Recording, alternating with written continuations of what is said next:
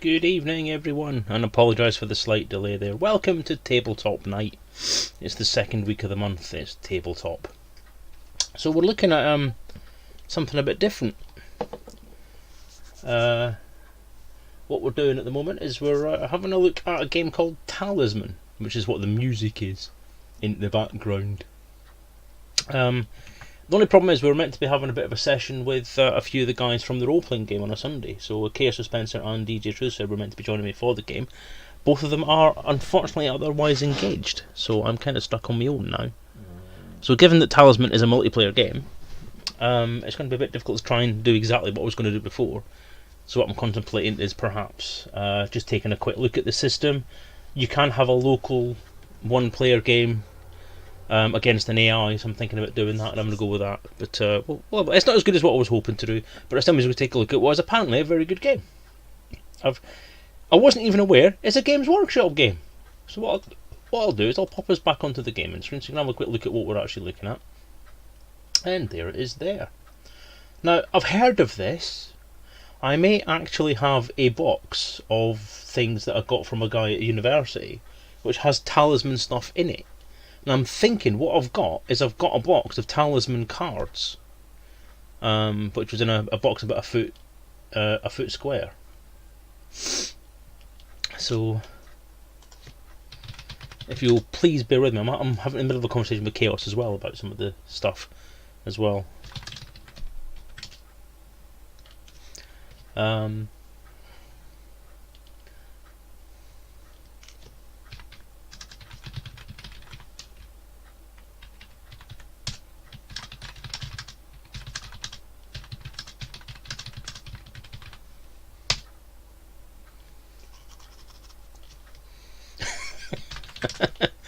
the conversation we're actually having is quite funny because the problem is that ChaosDispenser obviously is in the US, which means that he's on a totally different time scale to us. Currently for him it's something like 10 o'clock. So like 3 in the afternoon, something like that. So he's at work, which is why he can't actually play. He was hoping that events at his work would allow him to join in, but apparently he's got a lot of stuff going on at the minute. So what we're talking about at the minute is actually, rather than doing Elite Encounters on Sunday, we take a break from that for a week while he try and play this instead, play Talisman instead. And the reason he's saying that is because essentially the weekend session has basically screwed up his entire plot. I don't know if any of you were there on Sunday, but it all went a bit sideways.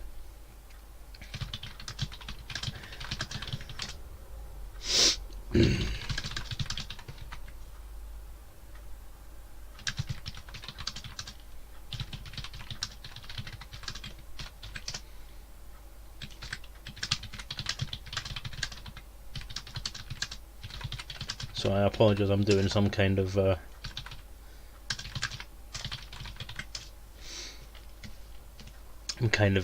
just having a chat with Chaos about the things that kicked off. Daddy Huggy, good evening to you, sir.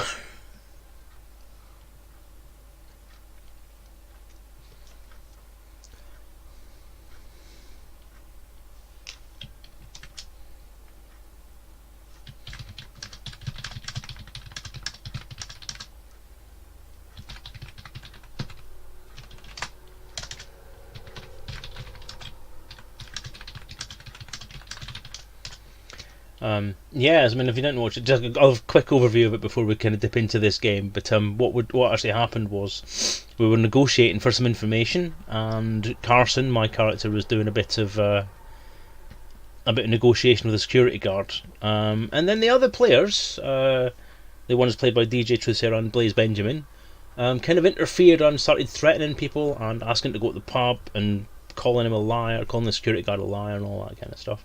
And it all kind of went sideways with that, and ultimately we ended up getting not blown off the station, but pushed off the station by force by the security guy.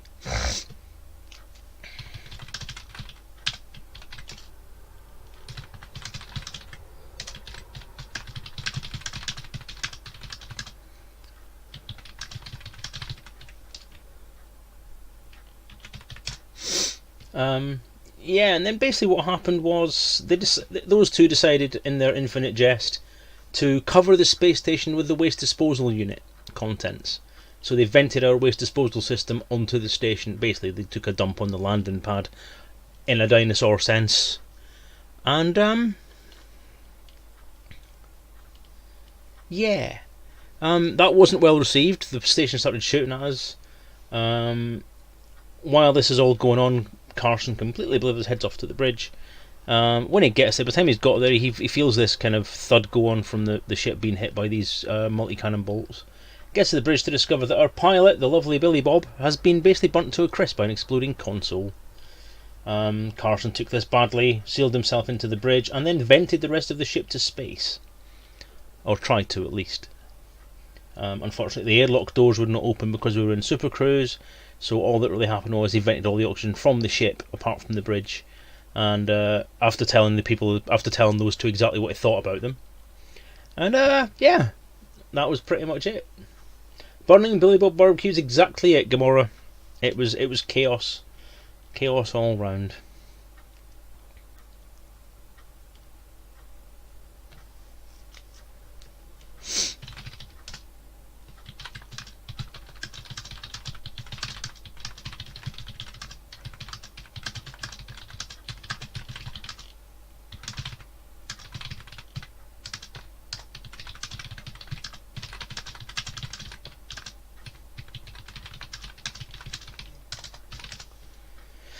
So yeah, so we'll just kind of finalise what we want to do with that. So possibly on Sunday we might be doing Talisman as a multiplayer with the group.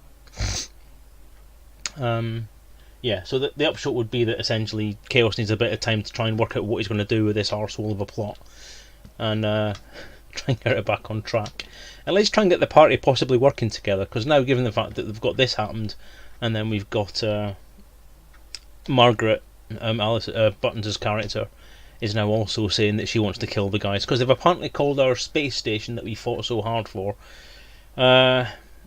Margaret's, I can't remember her second name now. Lady Margaret something. Well, let's just say they've called it Lady Margaret's Glorious Hole or something like that. And she's not happy because it's actually putting her family name into disrepute. So yeah, so she wants to kill them. I want to kill them. They're getting a bit of a pattern going on here.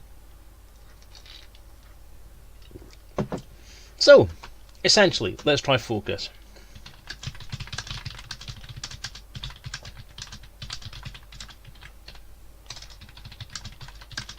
I'm off to do the stream.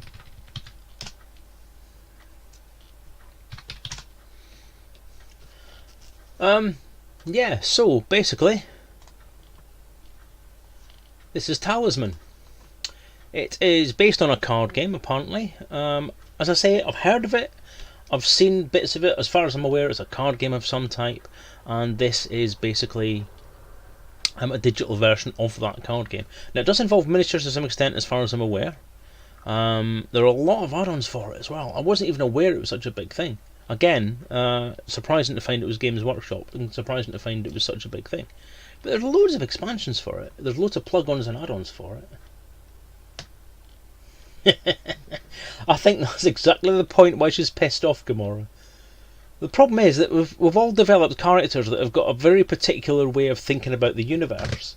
So obviously, Buttons' character is very prim and proper and like almost nobility. So she takes the nobility thing very seriously and the family honour thing very seriously. So anything that besmirches her family honour is something that she would get extremely upset about. Carson's character is a very ordered, organised, formal type person as well, because he's an investigator, he was police, he was military. He doesn't suffer fools gladly. And the thing is, both the other guys have taken both of those character traits, the two worst traits to try and play against, and they've jumped all over them. My God. And they have done it with some ridiculous aplomb. I do wonder sometimes whether Chaos is kind of pushing them, or at least kind of pushing the repercussions of what could happen to that to the logical extreme. So I mean, Billy Bob didn't have to almost die. He could have got away with it, and we could have got away. But it was Billy Bob's situation that actually finally put Carson over the edge to say, right, fuck you guys, I'm going to kill you. So the universe is a harsh place, and I think our friend there plays it exactly as it should be. Yeah, so we can do this. So yeah, we have the option to do an AI game, so we can have AI players all over the place.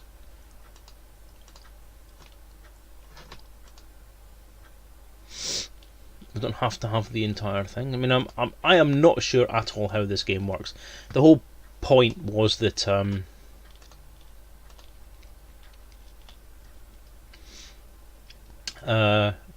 ChaosDispenser was supposed to be on here, actually giving me a hand with it.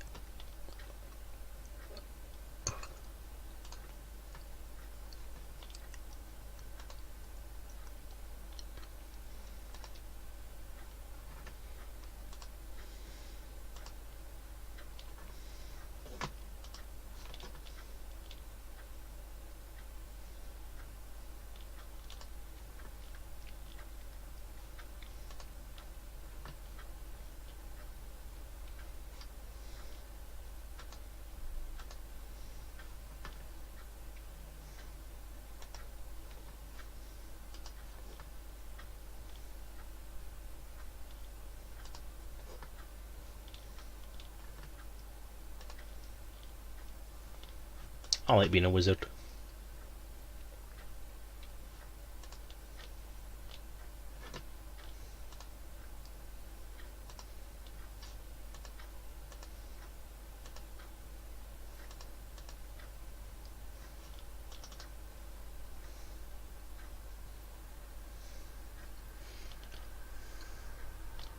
That's on the Star Wars RP, and it's going to be great in the Han Solo 13 parts extra.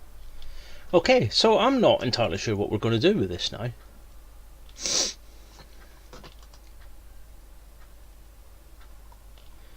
I do have some of the add-on packs that came kind of with the purchase.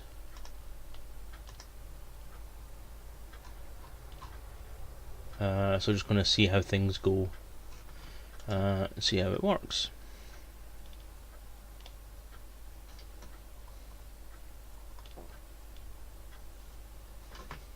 Okay, so let's go. Okay, so we're learning as we go here. It's going to be a lot of fun, I'm sure. As I say, I've never played the board game itself. I'm aware of its existence. I'm assuming from the look of it that it's a miniatures and cards game by the look of it. Okay, you've gained a spell. Press the spell deck above to draw the spell card. Press the spell deck. Where is the spell deck? Is it this? Well, that's the spell deck. Cast at the start of your turn when you've completed your move. Remove all face-up adventure cards from this region and place them on the discard pile. Okay.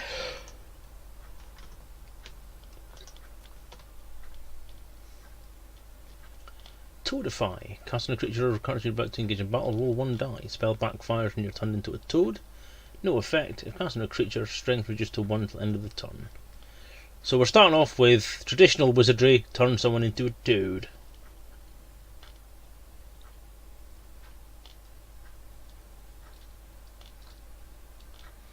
Okay, continue.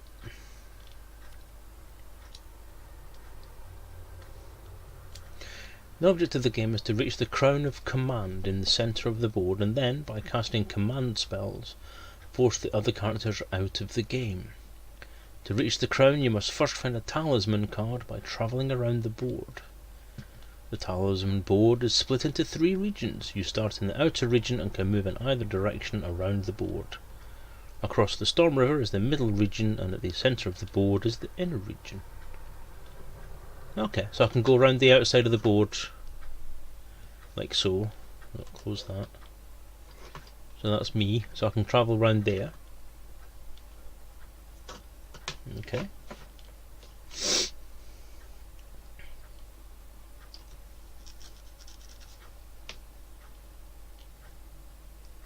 Interesting. Cards on the current list some more information. Next cards are faced with statistics, strength, craft, lives, fate, and gold. Strength, craft, lives, fate, and gold. I'll have forgotten that in about 3 seconds, that's fine.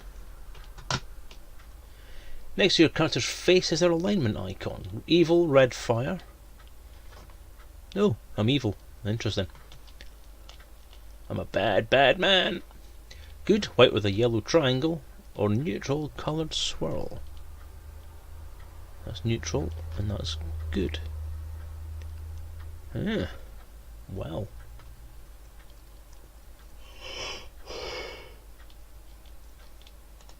You can view all cards held by a character by clicking their portrait, or view all characters' cards by pressing this button. Okay.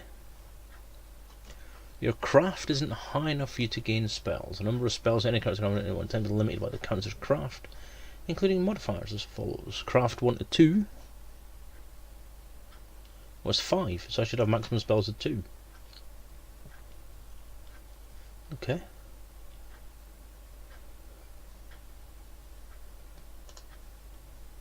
Okay, so I'm to roll the dice so I can move to there or to there.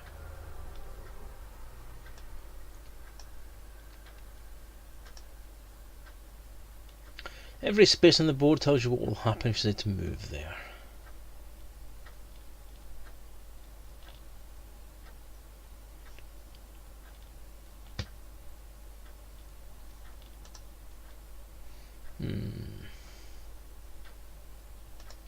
Bedford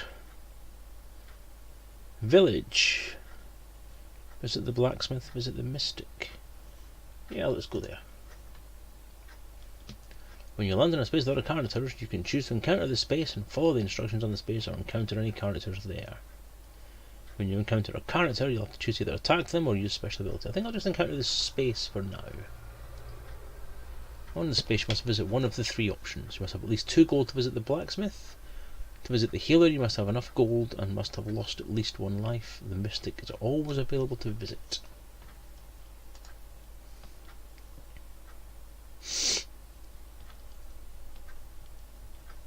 Visit the mystic, roll 1 die. Go for it.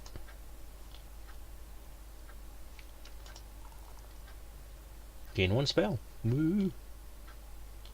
Reroll. Become good. I'm good! Apparently I'm not. I'm a good person now. Yay!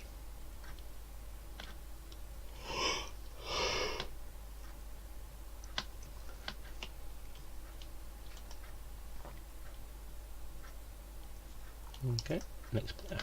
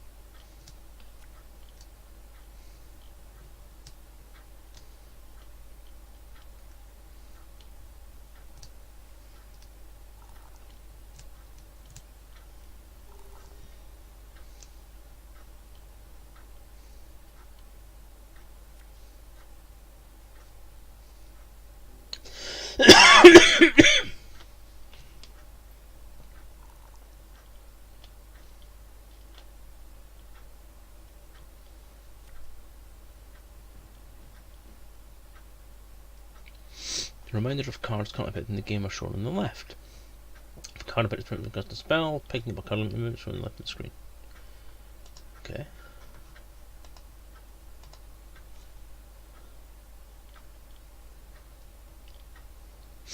Two rounds, everyone can only move 1 space. Okay. So no point in rolling the dice.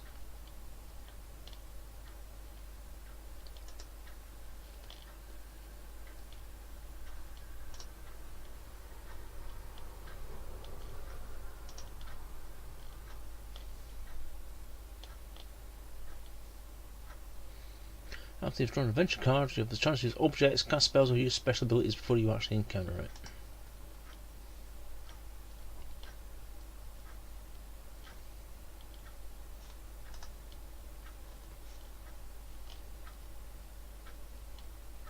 Randomly draw 4 warlock quests and place them on this card. Once per visit you may accept 1 quest of your choice from this card. When all 4 quests have been taken, Lake drains to the discard pile.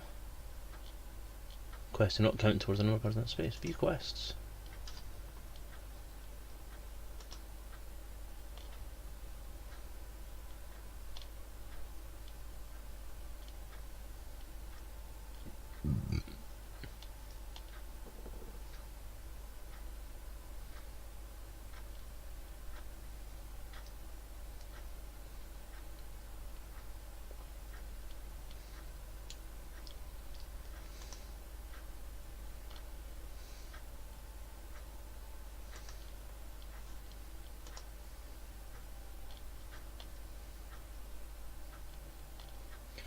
Card has been left on a space. You can drop objects, magic objects, and follow from spaces at any time by selecting them and pressing the ditch button. God, there's a lot of rules to this. It's a typical Games Workshop game, isn't it? If there are any cards already on a space you land on, you only draw enough new cards to take the total to the number indicated for the space.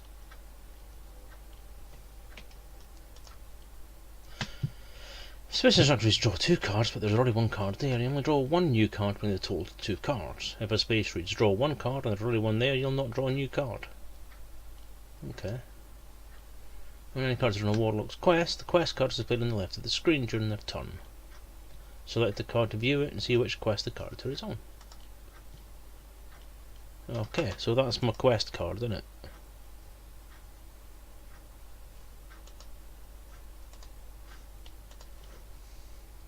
End turn.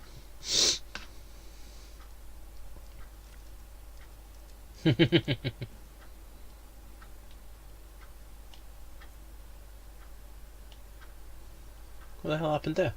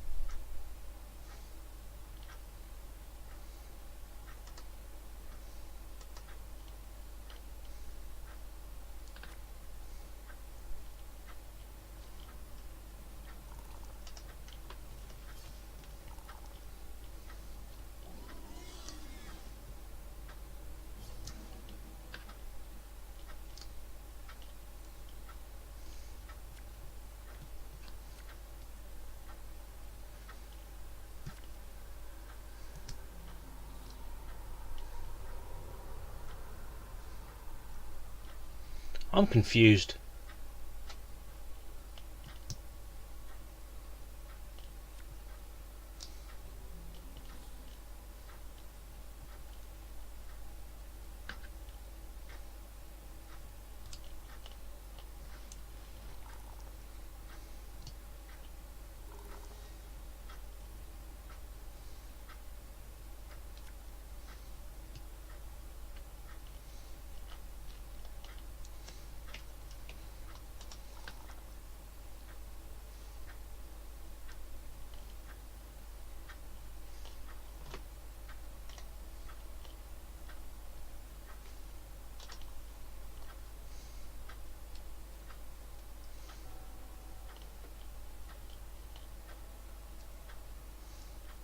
I lost a life because of what? Hey!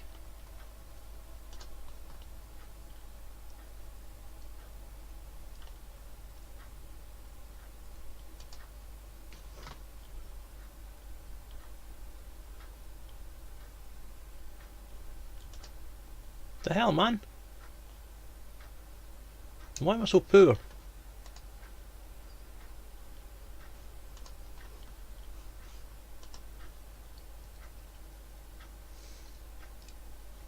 Grr.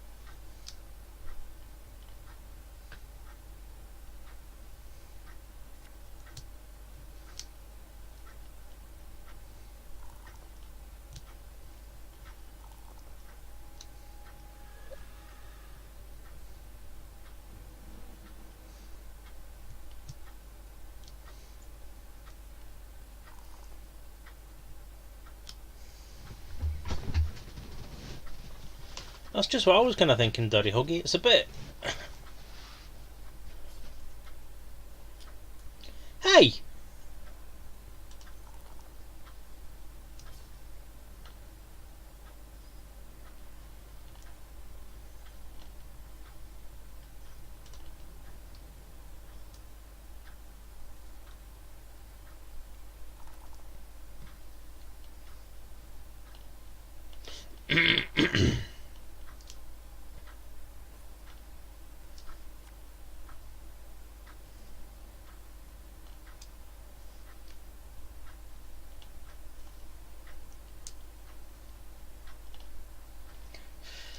I do have a real clock on the wall.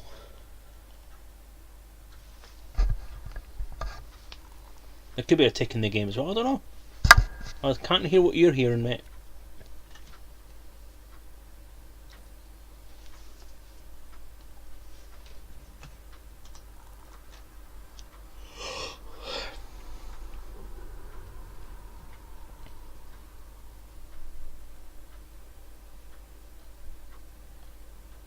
I've rolled enough to attempt to cross the bridge to the middle region. So I've got to the next level, but I've no clue what I'm doing still.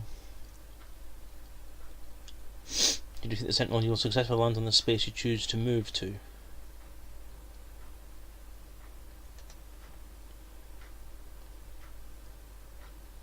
Yeah, I'm not risking that. I'm not very strong. I'm strength 2. Like I will be defeated.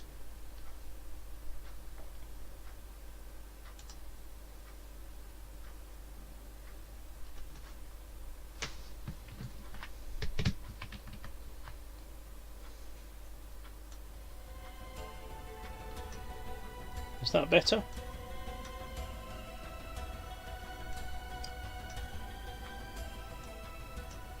I don't know if for some reason it was right down the bottom there, I don't know why. And what changed that?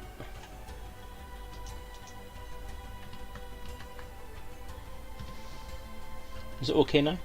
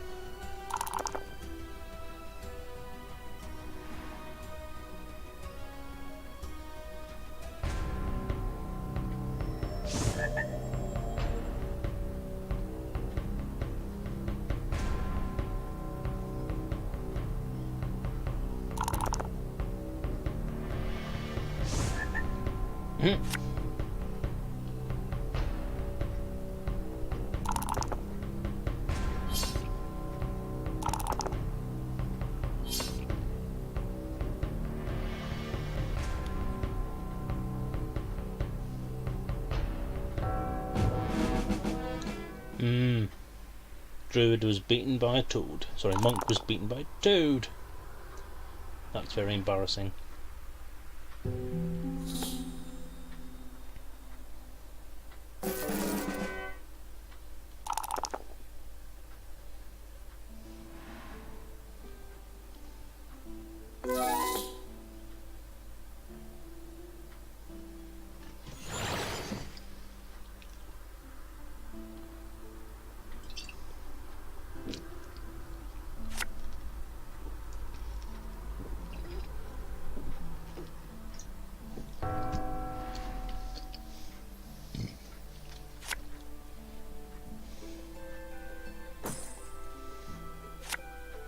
Neither have I, Biff. I have to say I have no clue what I'm up to. Just randomly wandering around the board, wondering what the hell's going on.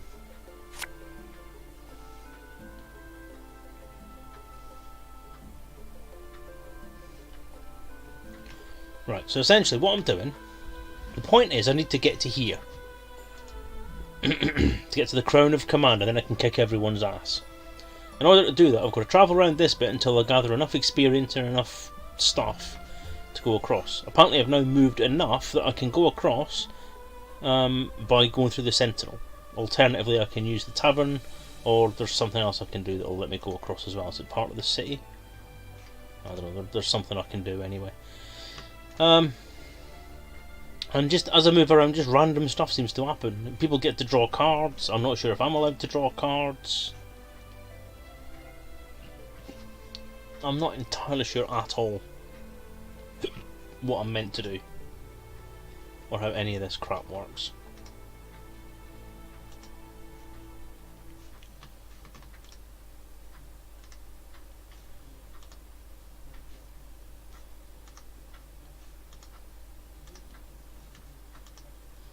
So let's just roll the dice and see what happens. So I've got a 3.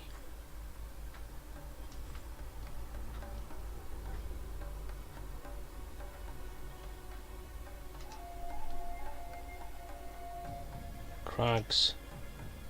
The graveyard. Not going there.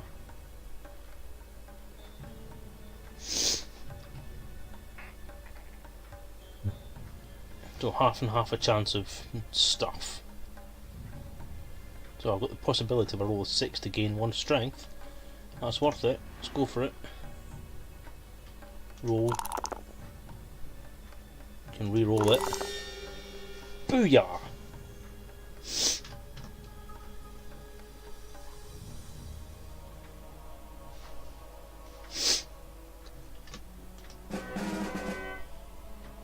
I lost 1 fate because that's obviously what you use to re-roll dice. But I did gain a strength. Cool.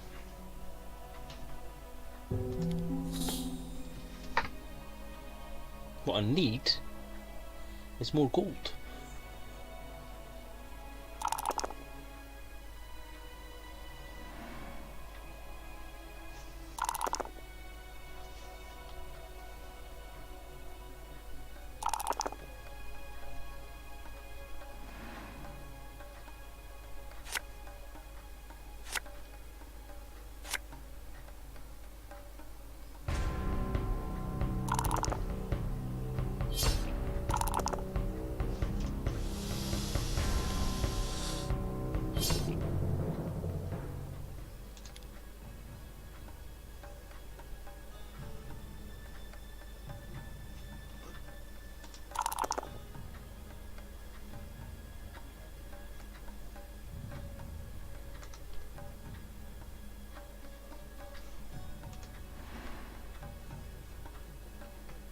Most of the board spaces are instructed to draw 1 or more adventure cards.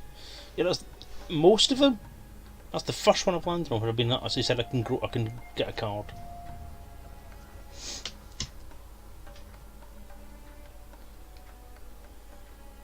Press the glowing adventure cards deck above. Is it this?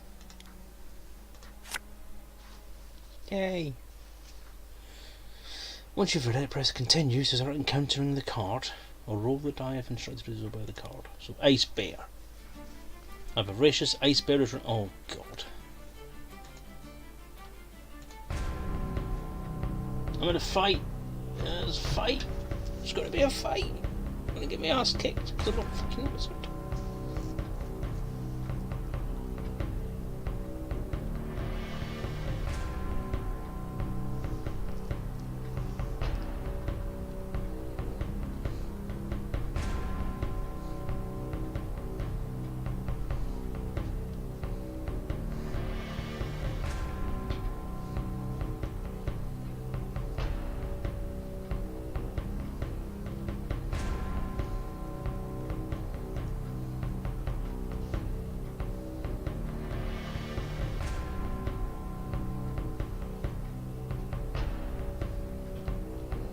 Wow, I've just converted someone into an Eddings fan.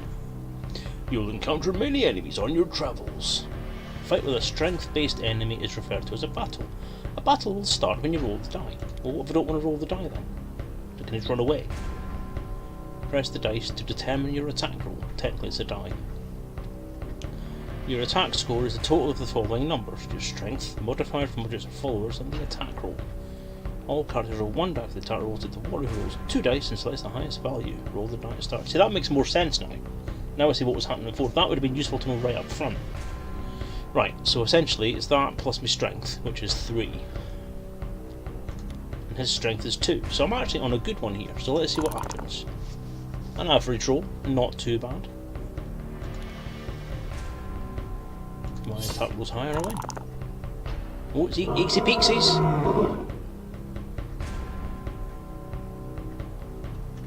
I'm going to re-roll my dice. That's better. No fate points left. Booyah. Ooh! Nice. I have now done my quest, which is good, which also apparently means I can go there. I have no idea what that means. Oh, there it is there, Warlock's Cave. When you complete the quest, the Warlock immediately teleports you back in and gives you a talisman. Romer's quest. Take off that. Completed Warlock's quest, giving you a talisman. Nice. You may only enter the Valley of Fire if you have one of the fabled talismans, which I now have. Yay! Both objects and magic objects are classed as objects. Funny that. You may only carry 4 objects, but there are no limit to the amount of gold you can carry. To pick up an object, press the tick button at the top right. Is that this one? To leave the object, press the cross button. Well, that makes sense. When you defeat enemies, you keep the card as a trophy. Creatures who live on the board, such as the sentinel and the farmer at the tavern, are not taken as trophies. Okay. End turn. That was fun. Won a battle, got a talisman, moved to where I need to be.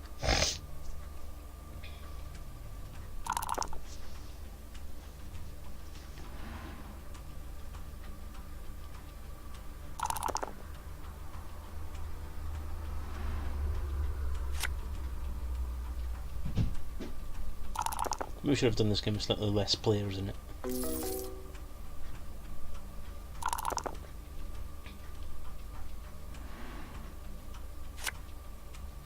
Ooh, that was lucky.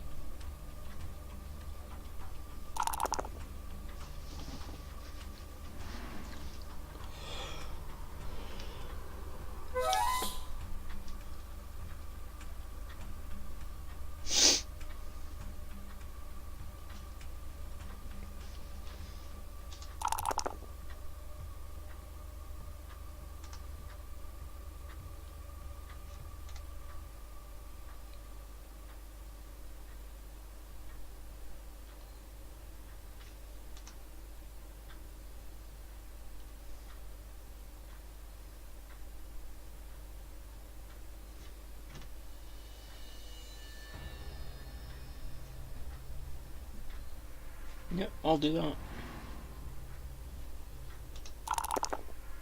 12. Oh, it's 7. Game 1 craft. Nice. I like it.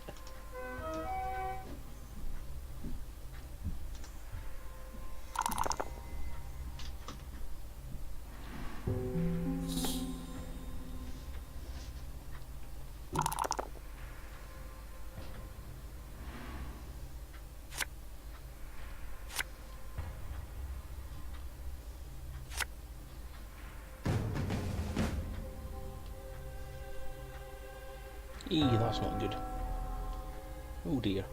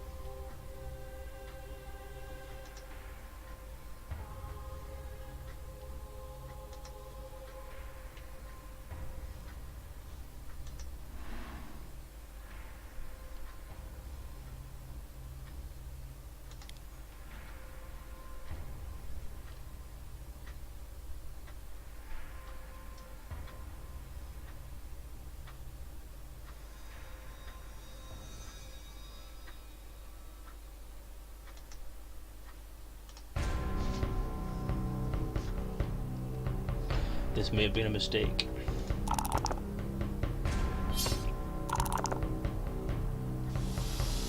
Or not.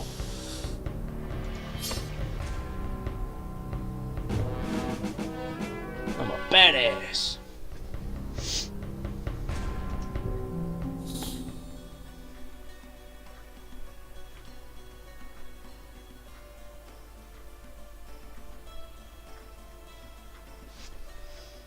I only have 1 gold. I don't really want to spend it.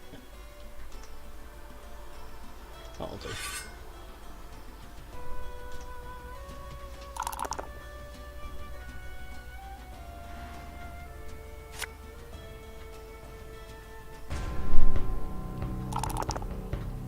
Good roll.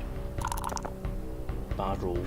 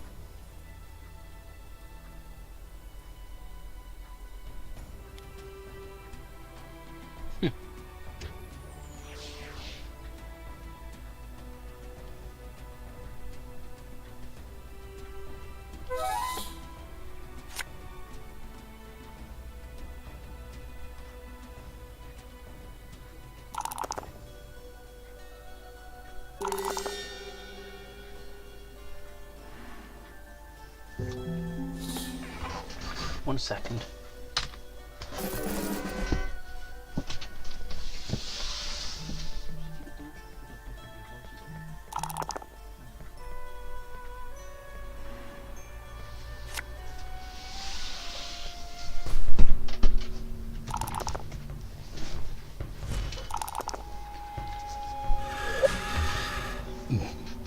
I bet nobody even noticed I was gone.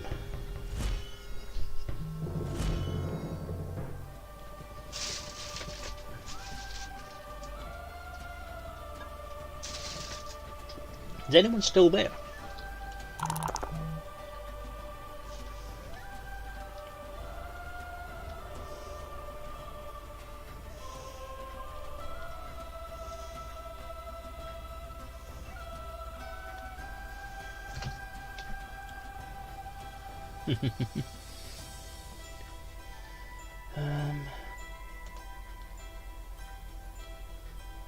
Castle.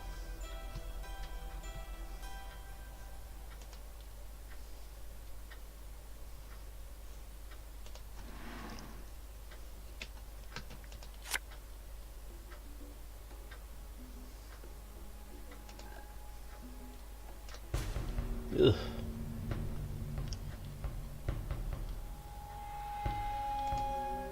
I've got a good craft score, so.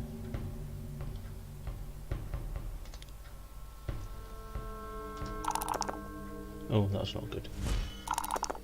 No, there's that. That's fine.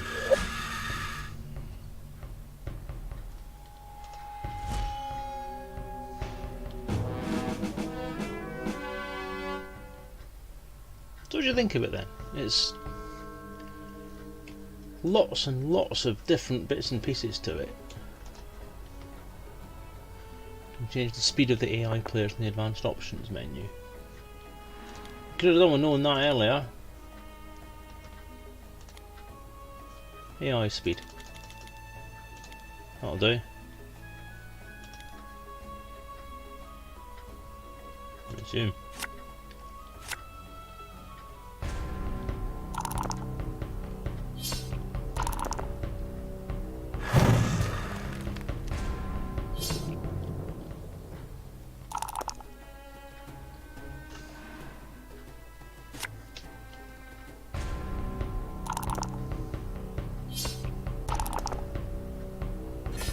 Oh dear, Druid took a smack.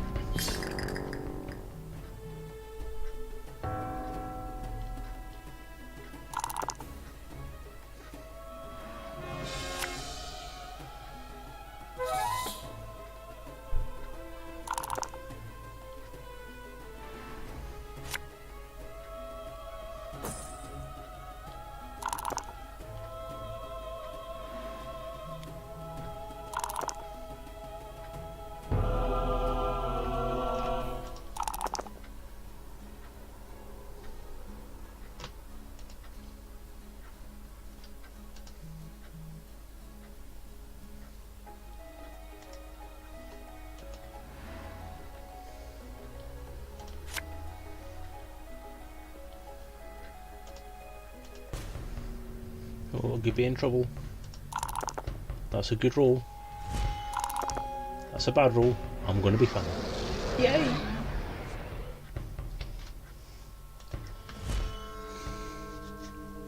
It's basically a card game. You do what the card says, that's fine, I can get around that. The board is what makes it a little bit complex, because the board has certain actions for each thing. So if you don't know what the actions on the board are, then you're going to get shocked. So you can now turn in trophies. Highlight cards yours turn in and press tick. Cards gains 1 strength or craft point for every 7 points of strength craft marked on the trophies is turned in. Trophies are then lost. Okay. What have I got?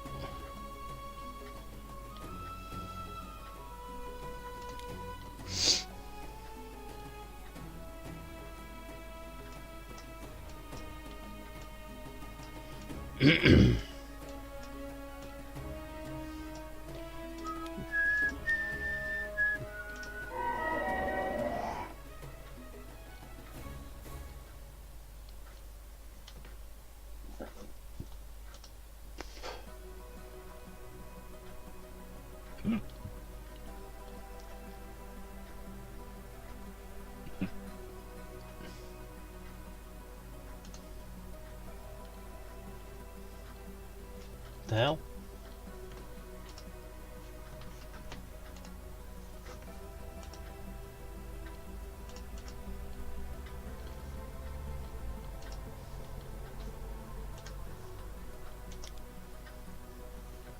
I want to cast a spell then. So why can't I cast a spell?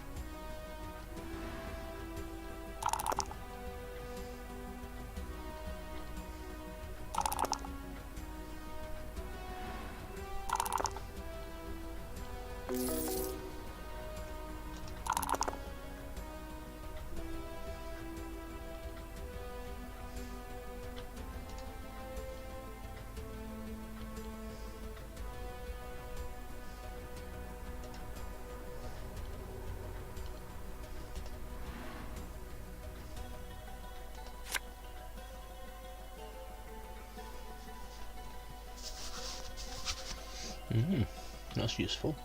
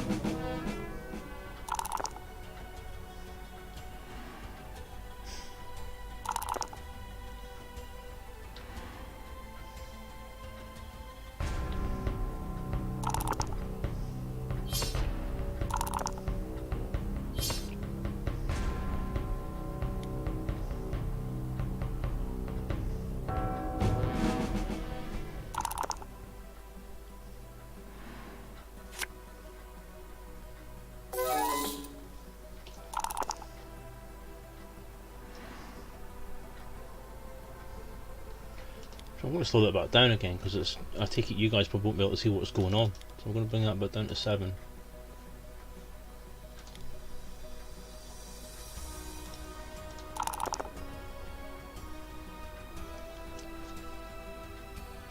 Yeah, I have to say I'm kind of feeling the same way.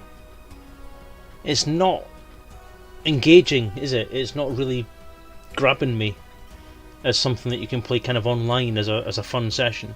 I think if there'd been people on there playing it with me, like if Chaos or DJ had managed to come in and have a game with it, it might have been more fun. But this is very plodding, I'm afraid. It's not something I think would be a very good thing to do online.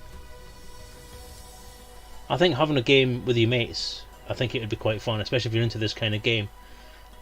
But in terms of the mechanic, it is quite slow.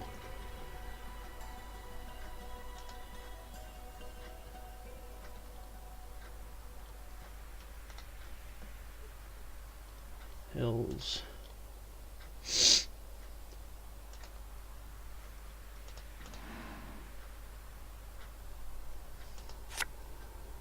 Bag of gold.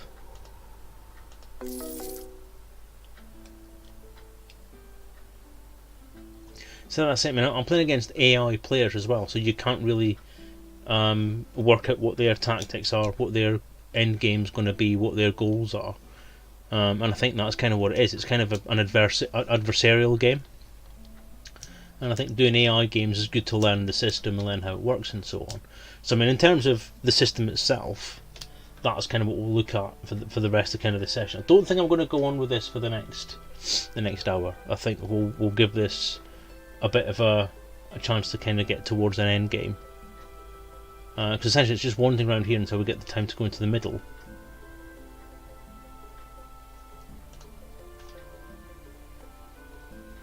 I don't know how to rebuild fate points either. But there are a lot of mechanics for it, and I think this is the problem. It is very much a Games Workshop game of the 90s. Hey Grumtastic, how you doing? Which means that it has a lot of rules, a lot of different things to do. Every square has its own thing to do, and every card has something else you can stick into it. Random encounters work pretty well, but I don't think there's not enough going on the screen to be, I think, engaged by it in a community sense, shall we say.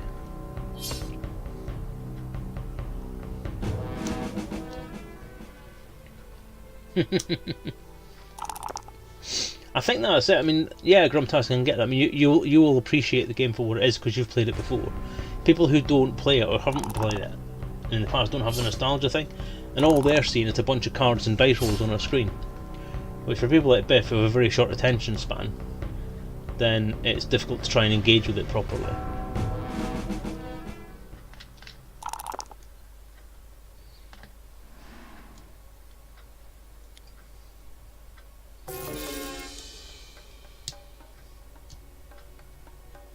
Yeah.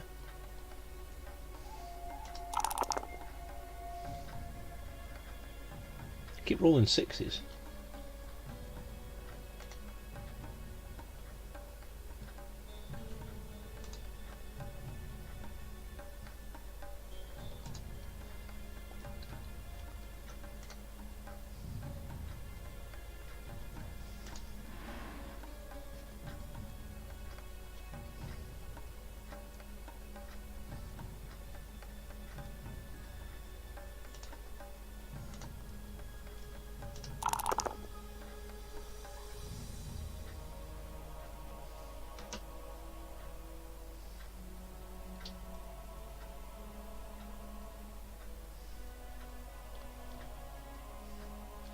Oh man, I'm trying to roll low.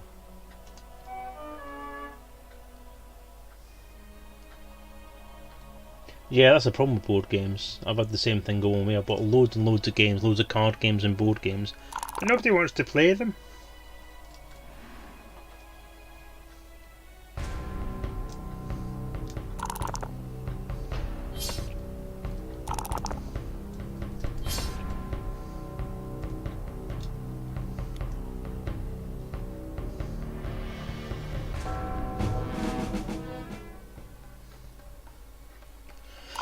I think presentation-wise, it's really nice.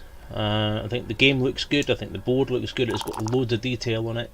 The lovely swirling backgrounds that change colour according to what player it is that's actually playing are really good. I do like that. It's very decorative and very, very pleasant to watch. But it's a nice game. I do like it. I just think in terms of playing it online, maybe not.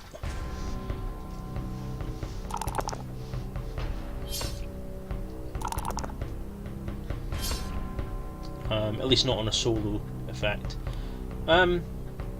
Maybe those people who are kind of not really enjoying watching it would prefer playing it maybe. Oh, Druid's dead.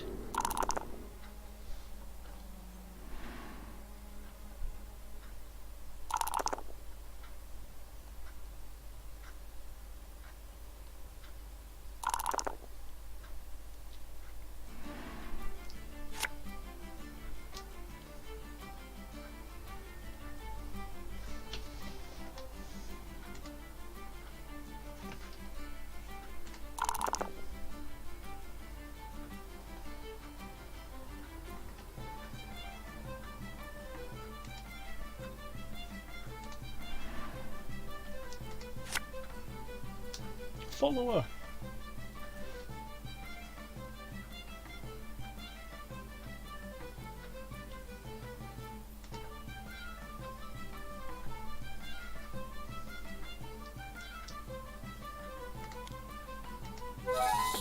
That's useful because that means I can try and get back through that with just using one dice, and with my craft score of 6, bonus.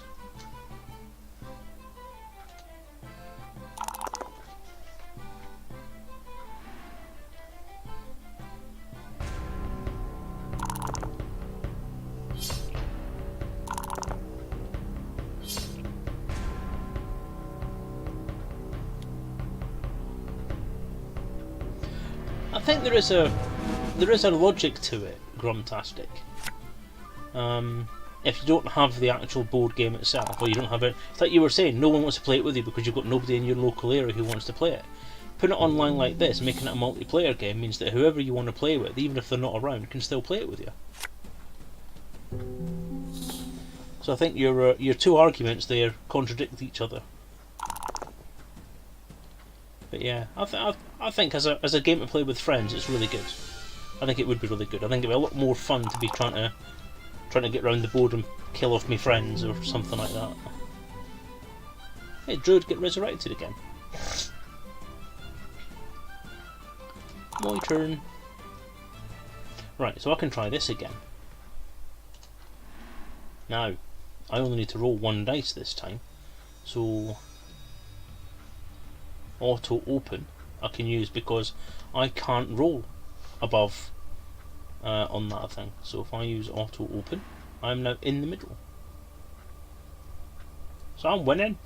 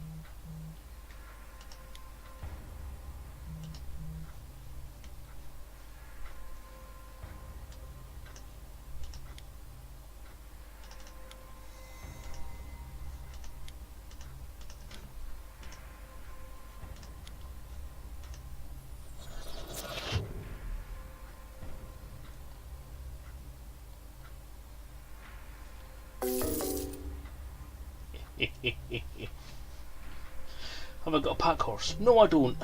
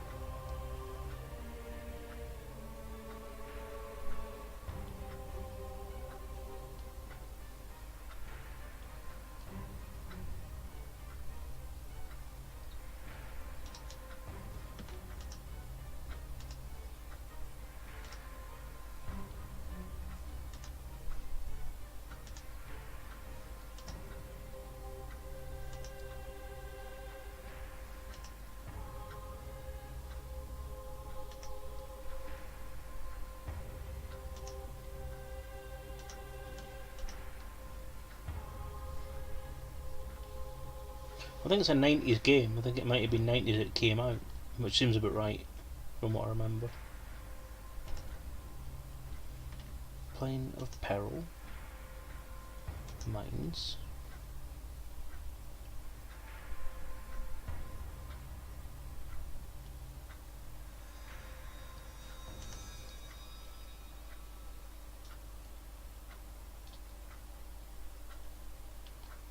Warlock's Cave.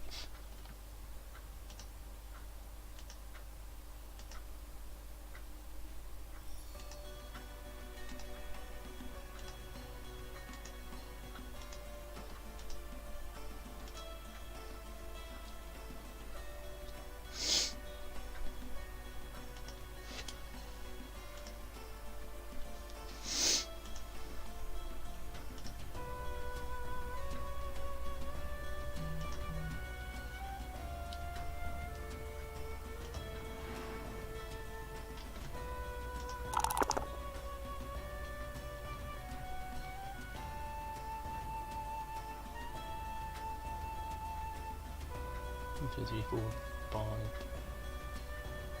6, 7. City. Shit!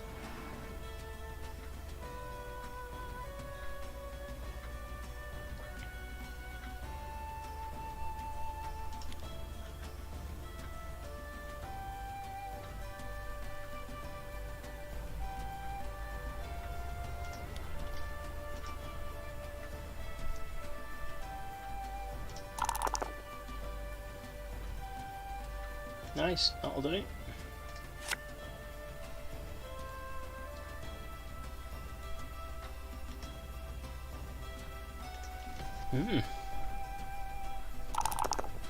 Yeah, I think one of the other players has got a mule.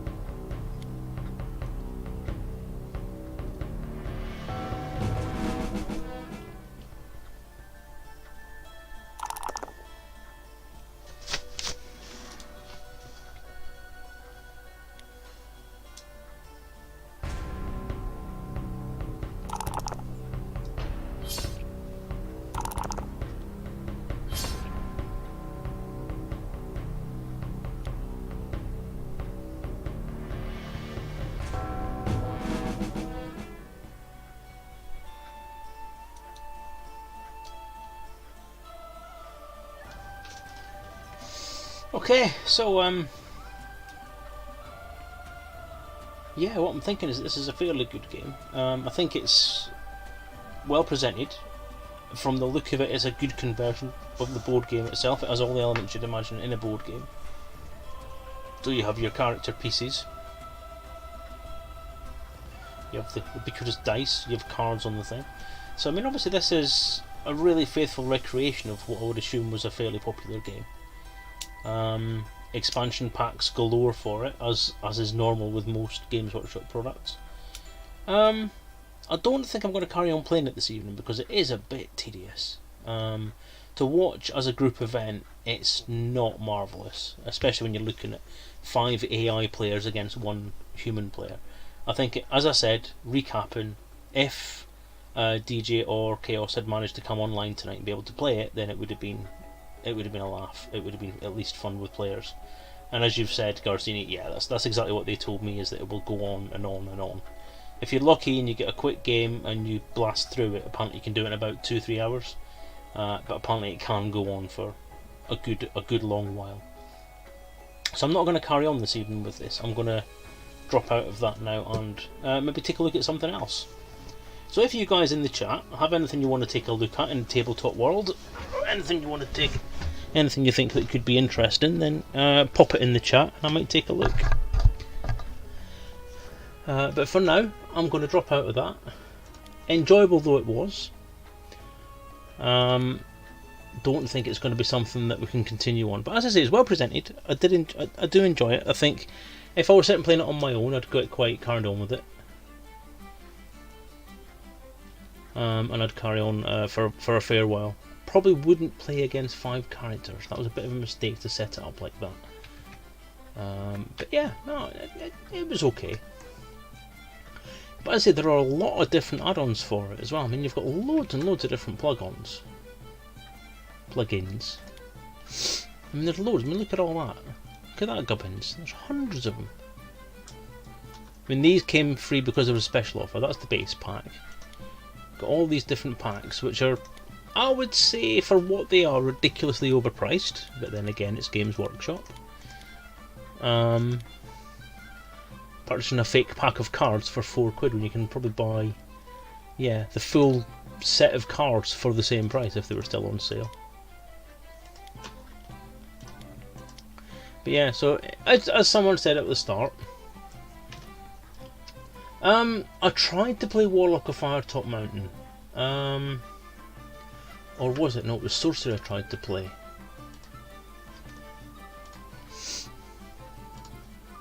Okay, need to quit. Where's the quit button? It's in there. Quit.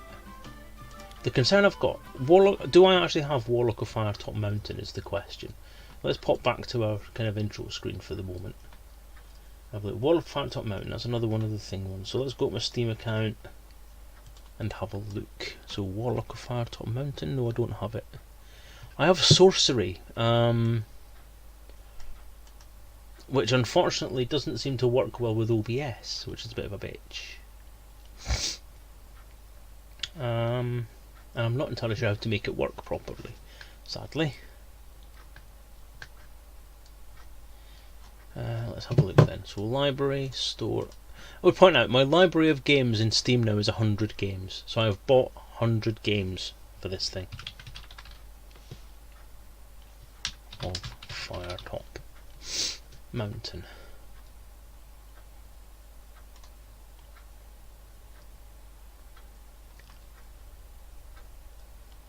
Fighting Fantasy Classics. I do actually have Fighting Fantasy Classics. I do have Warlock of Firetop Mountain, and part of as part of the Fighting Fantasy Classics game, I do have Warlock of Firetop Mountain. So I wonder if that'd be worth a look at, and will it run? Will it be recognised in OBS? Chaos Reborn I do not own.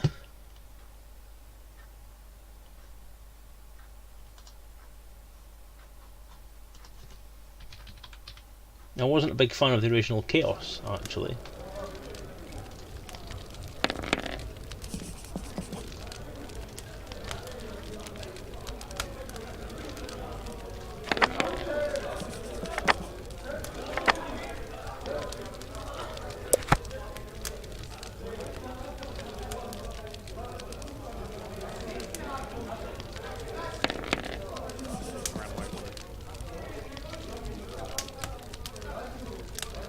Only $6.99. Yeah, as I say, Chaos Reborn is one of those things, because it's promoted primarily by a person I do not particularly get on with anymore. I've not kind of had a particularly large look at it. Again, it's not something the Chaos thing is not something I've been into particularly, so... Now there are two Warlock of Firetop Mountain games here. There seems to be a $14.99 one, which I'm sorry I'm not buying, not for a single session.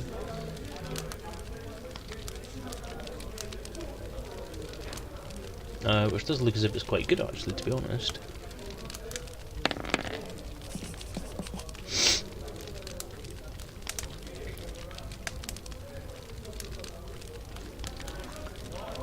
Or I've got this, or I've got the thingy one I just looked at. So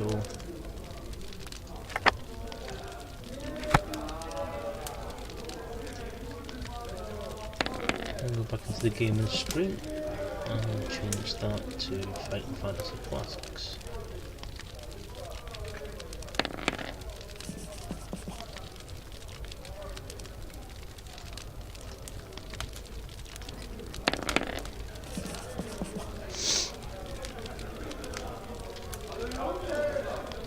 So there we are. It's literally the book.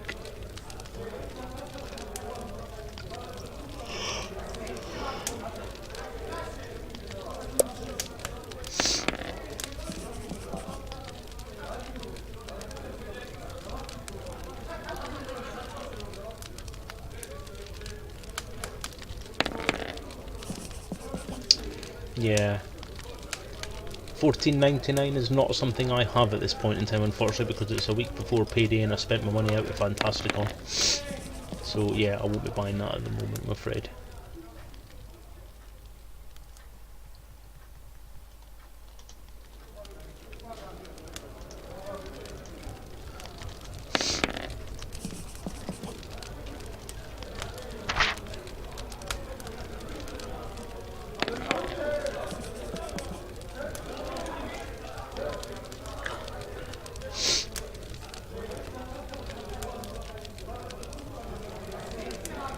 So, does people want to have a look at this, or I mean, again, this is just going to be fairly boring for you guys because it's just reading a book, essentially online.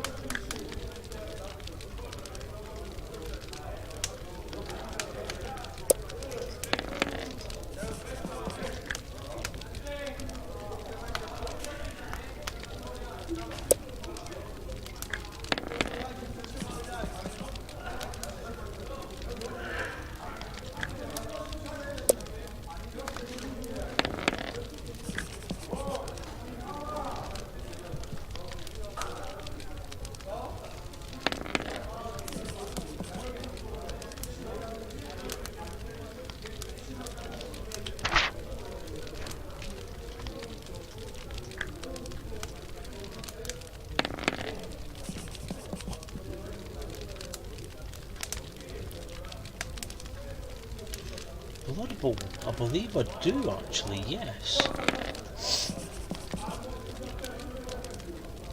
I have BloodBowl 2.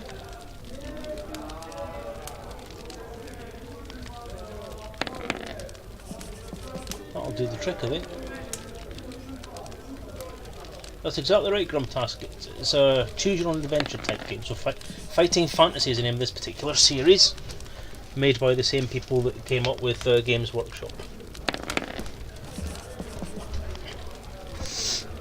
Same people, well, they did these and they did Games Workshop on the back of it. Yeah, Space Hulk's meant to be quite a good one actually, isn't it, if I remember rightly. Pardon me.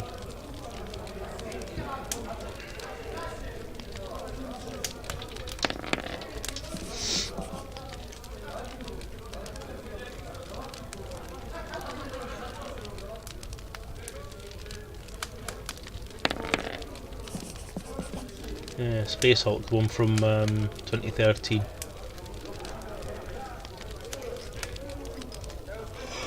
Which is basically, oh my god, it's a very good recreation of the actual game by the look of it. I do have Dawn of War and its various expansions, which are also board game related. I was going to look at in a future one.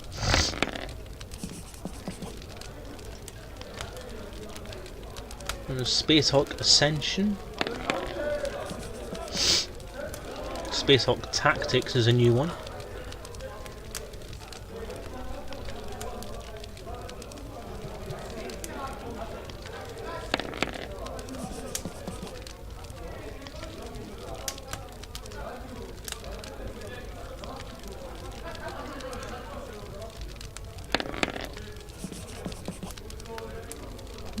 I don't with the wish list, I think.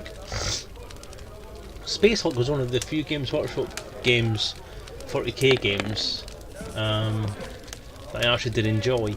I didn't like 40k's universe because it took over from Blood Bowl, which was my game of choice back in those days.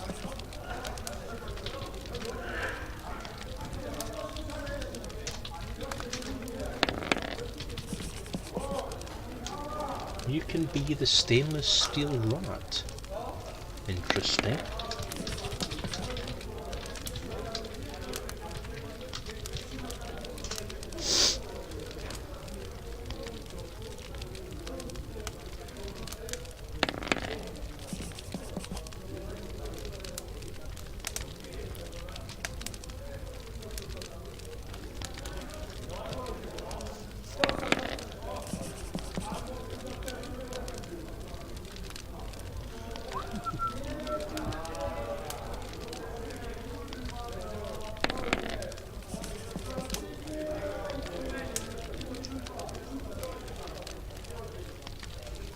Harry Harrison produced a game book in the style of Choose Your Own Adventure called You Can Be the Stainless Steel Rat.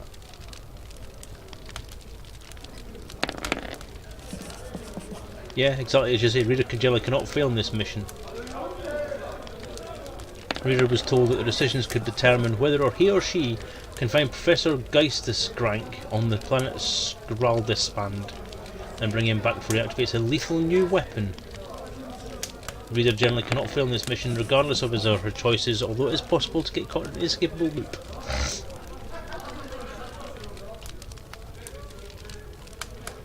It's based on a Stainless Steel Rat series of novels by Harry Harrison,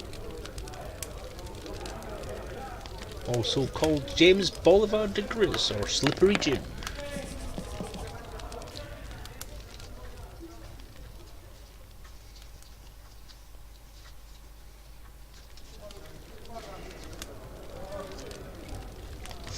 Yeah, I don't think I want to play this Warlock of Firetop Mountain. It's a little bit on the, not the bleak side, but kind of the boring side for an online game. You don't want to sit watching someone read a book, basically, is something I would say there.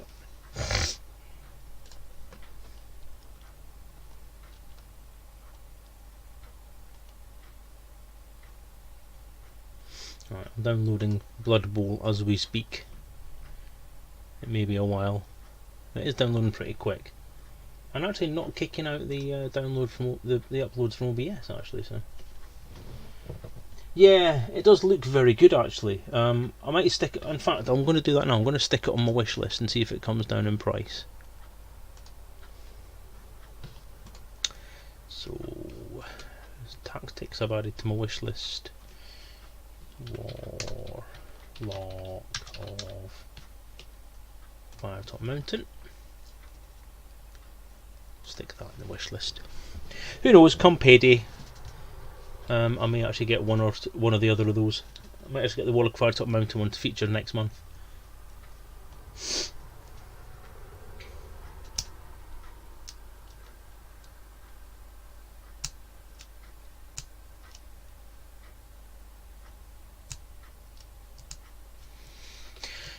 Yeah. So.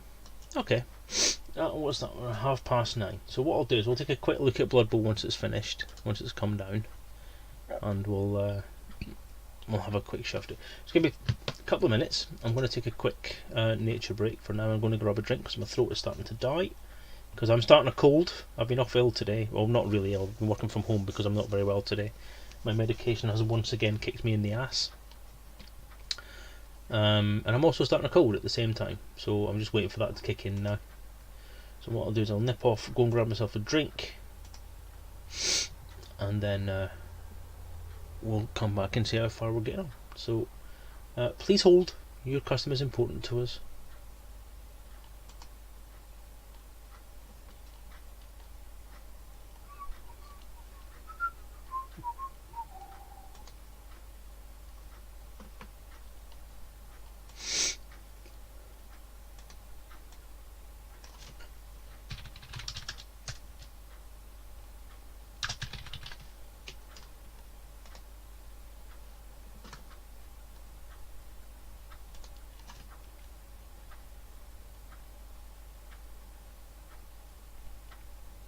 I'm going to leave it on that one because it's a little bit more visual. So, back in a sec.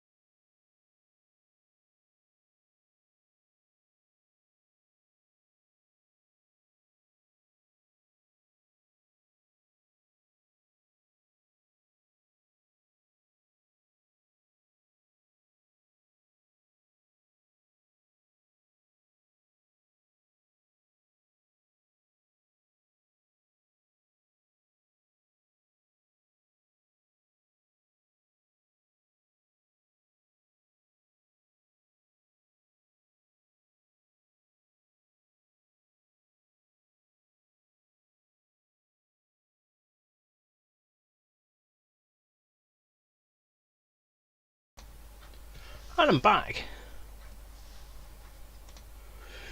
It's me, Mario. So, yeah. Looking like about 6 minutes to get our game back on. Once it's installed, we'll fire it up and take a look. So,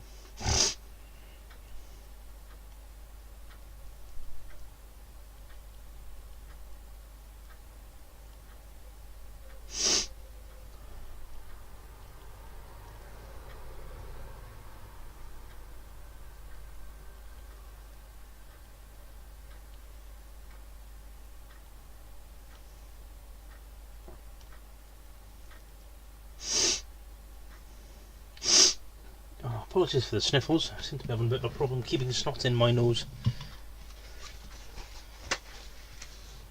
Sent me a whisper. Ooh.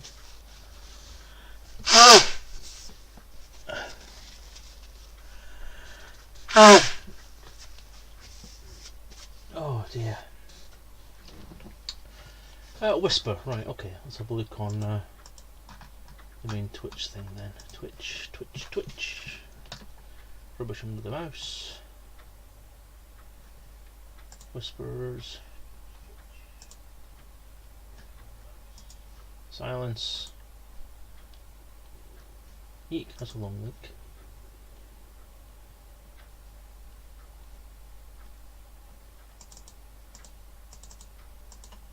Someone sent me a gift through Humble Bundle.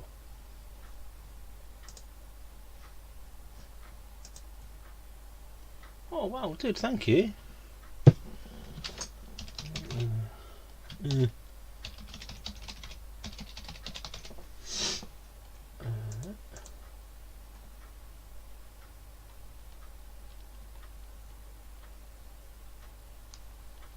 But what? I don't know what you've sent me. It doesn't tell me what's it. It doesn't tell me anything. Promoting the. Oh, have you gifted into the Warlock of Firetop Mountain, dude? Oh God, thank you, guy. Appreciate it. That's very, very kind of you, sir. Apparently, a key's been sent to my email address.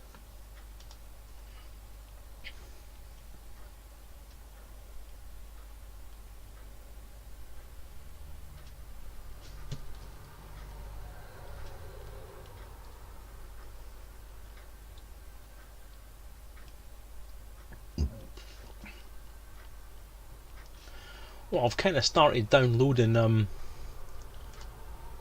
BloodBowl now, so I'm gonna have to go through with that. But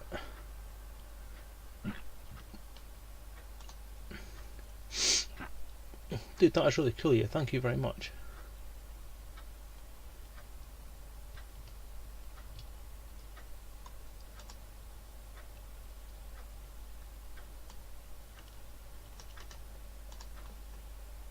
Yes, I will. I'll definitely. I'll put it on the list. It'll be definitely scheduled for the next one. So I shall put it into my Steam shop now, and I'll make sure it's downloaded in time for us next time.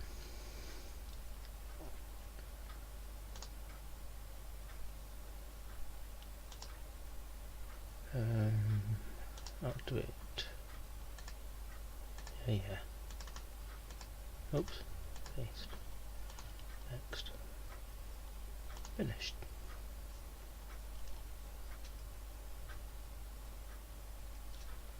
I'll install that later.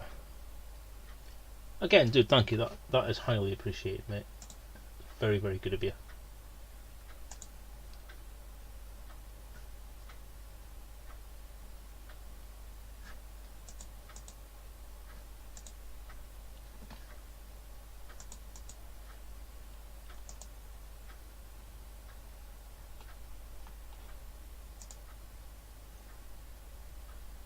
I should maybe switch Elite Track off.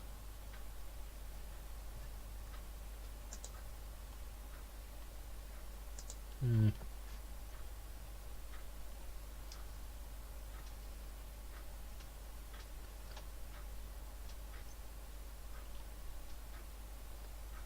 mean, technically this one goes along with Transport as well, if I wanted to do one. I wanted to do a thing on Blood Bowl.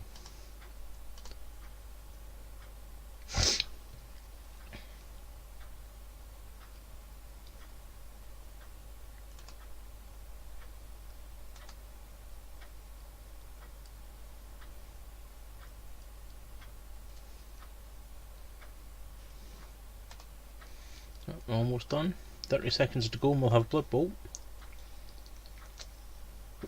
I actually forgot I had this until you mentioned it there. And that's actually one of the things I'm quite surprised I haven't actually had on stream already. I mean, I was a huge Blood Bowl fan back in the day. It was the first Games Workshop product I got into. It was the first real tabletop game I actually became a huge fan of.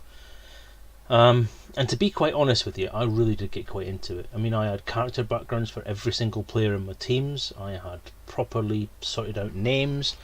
I had a league table. I had backgrounds. I had details. I had histories. I had a proper pitch sorted out. I was well into this game. Right, we are launching Blood Bowl. Let's just hope it streams properly. Give it its access. Into the gaming stream. Yes, I've already said that, just do it. Blood Bowl 2, okay. Go onto the window. There we go. We are not zoomed in the right level, so let's try that again.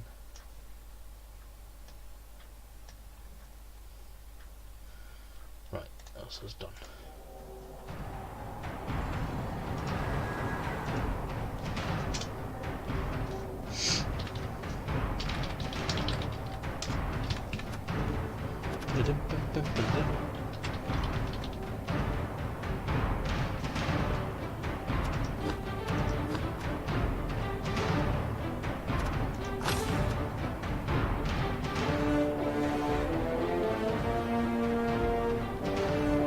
I'm going to blank this for a second while I do this.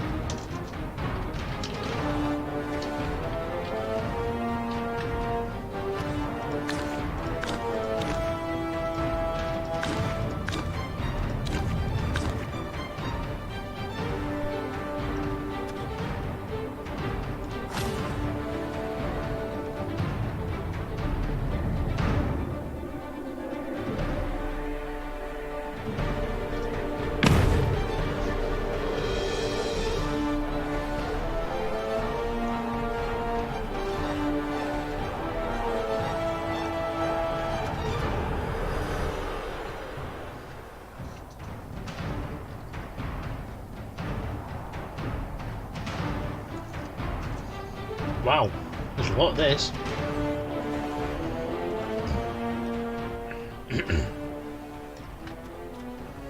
Let me know if the volume's too loud, because I know this is going to have a totally different level to the last one. Oh, this brings back memories. Cablevision. Cabal Vision.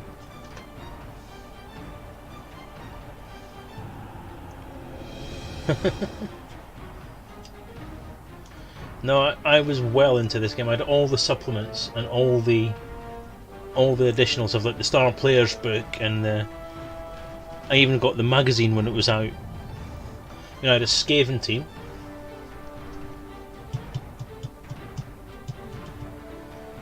And I loved my Skaven team, and I still have my Skaven team.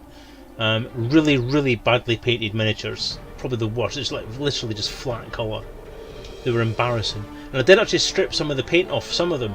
I stripped the paint off some of them and then re-undercoated them to do them again. And I painted one miniature in a slightly better way, so it had depth and shading. And they were good. But I loved the old figures, the original, the second edition figures. You know, the Skaven with a big. The periodical both players and fans read. Bunch of useless, talentless hacks, if you ask me. Yeah, the Skaven catchers that had the oven gloves, the oven mitts. That was my era of Blood Bowl. I loved this game, and the reason I loved it so much is because I was actually quite good at it. I actually won. Pardon me. My Skaven team actually won every single game they played. And I'm very proud of that record. That's why I love Skaven so much, because they are fast little fuckers. Hence why my logo is a Skaven chap. Friendly match. We'll just do a friendly match, see how things work. I'll look at the settings. Our magical retransmission system runs at an impressive 80 meg. Meg? M-E-G. Mage Evanescing grade. Oh, I just love how it pokes fun at the real world as well. It does it in a very funny way. It's a shame that Games Workshop went so serious with everything, because the original era stuff, like the original Warhammer and the original Rogue Trader and this, were just full of really good comedy.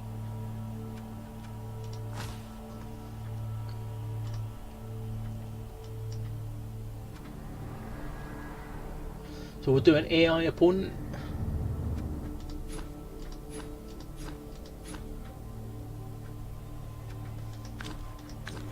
It's gotta be the Skaven Blight Scramblers. At least until I can make my own.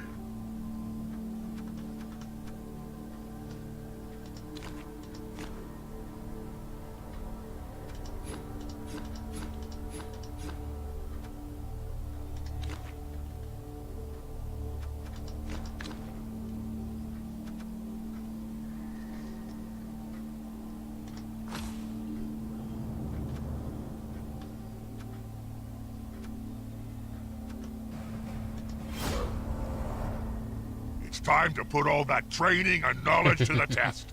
May Nuffle bless your blockade dice.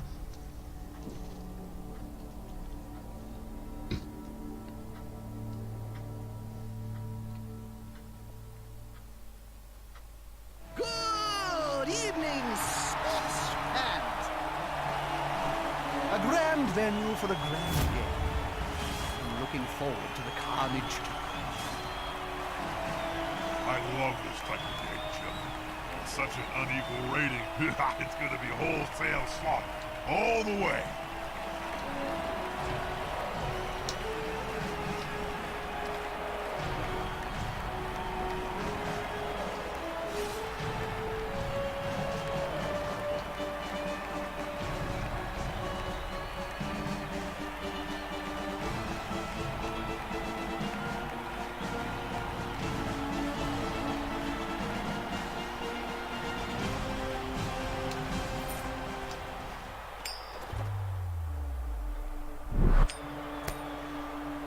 Is that the coins from High Elves. thingy? A team based on finesse, if ever there was one. They like the passing game. Not as much as Wood Elves, but they're still very good.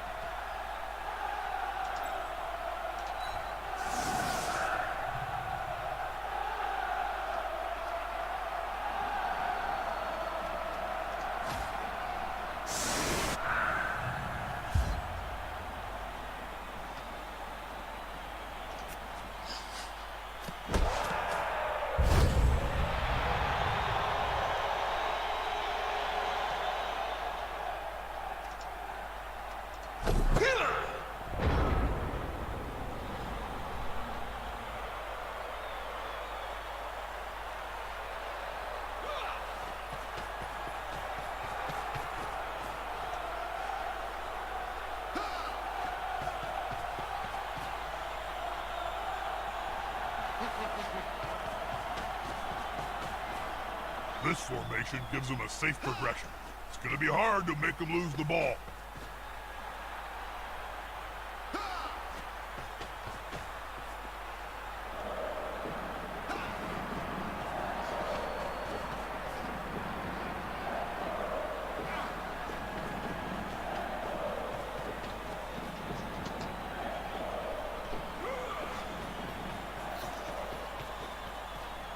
This player likes to be well assisted in fight. He won't leave him alone anytime soon.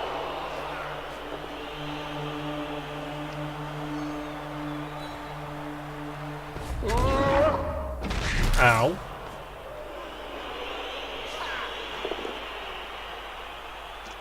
Whoops! Time to go!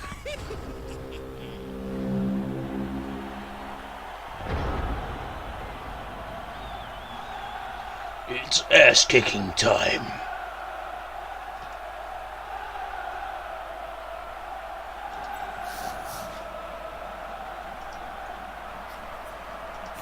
He didn't see the opponents around him, did he?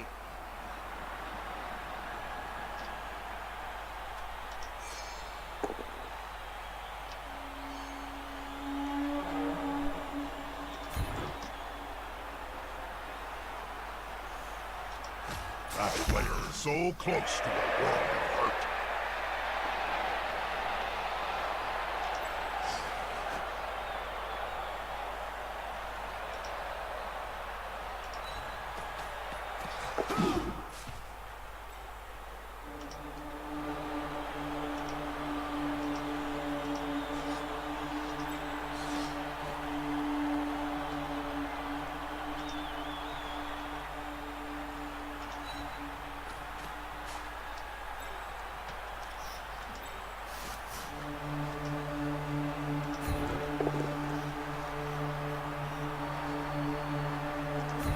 That's going to be a turnover.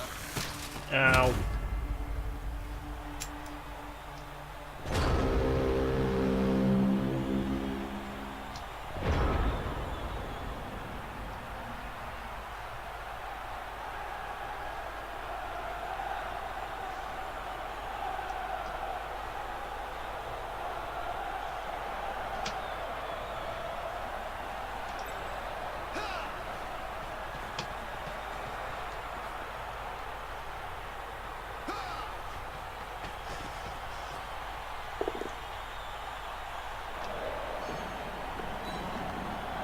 That's it. Force him back and then pow!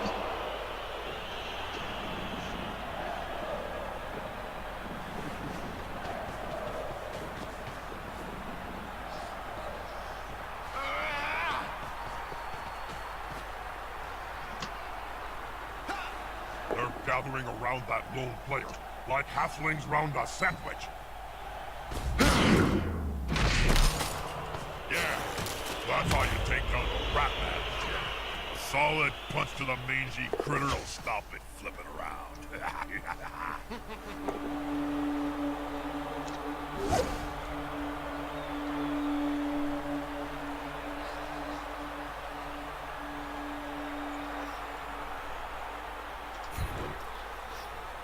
Well done. You helped the ball carrier.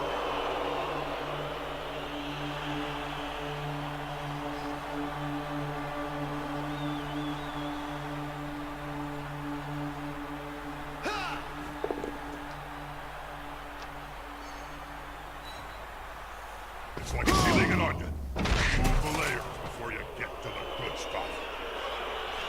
Wow, I'm getting my ass kicked.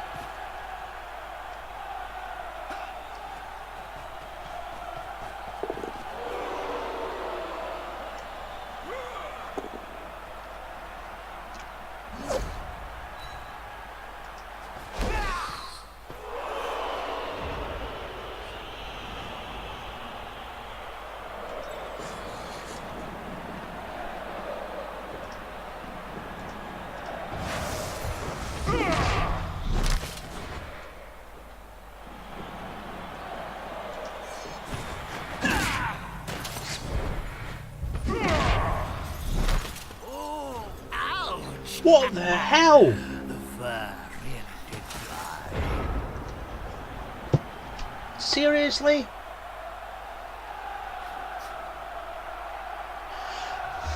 So you fail an attack, and that's the turn finished? Is that really a rule?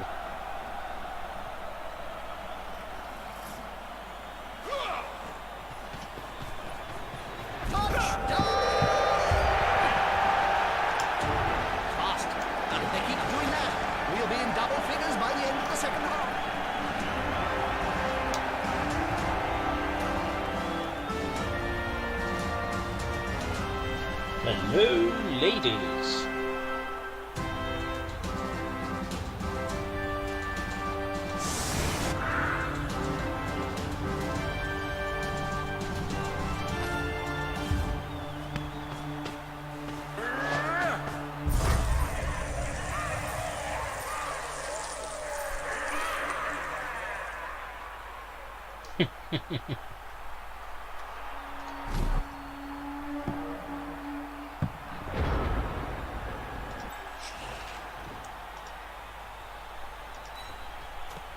Excellent use of his chaotic appendage.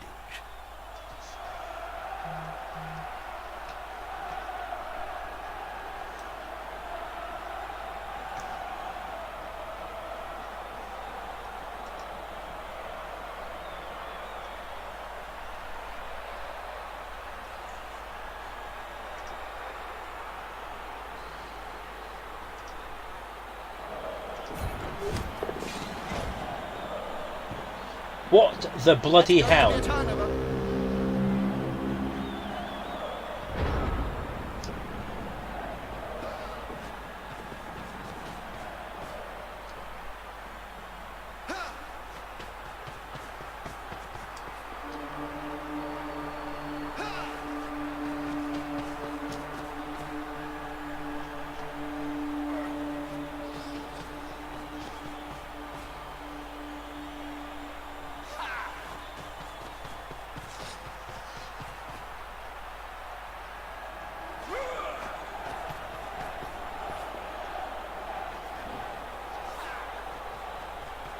Not enough tackle zones on that ball. And now the opposing team has paid the price.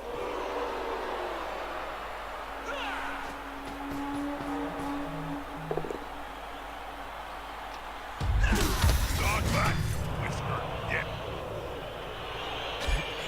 He's away with the fairies. Better watch out. They're murderous little beasts.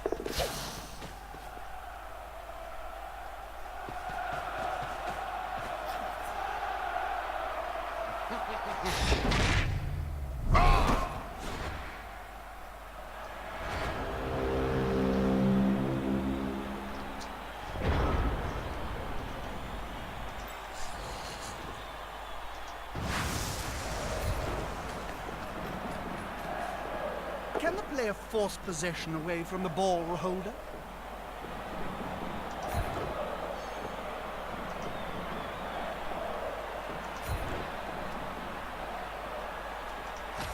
Good defensive block.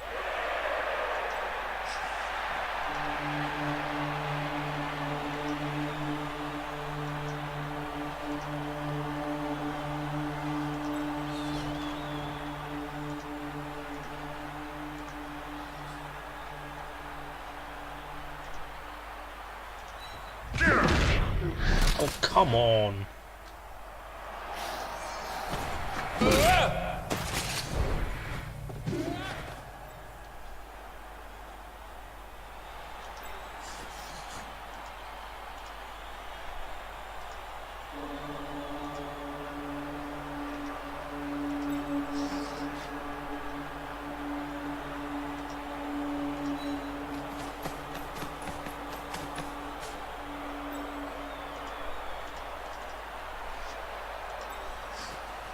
So why can't he hit anyone?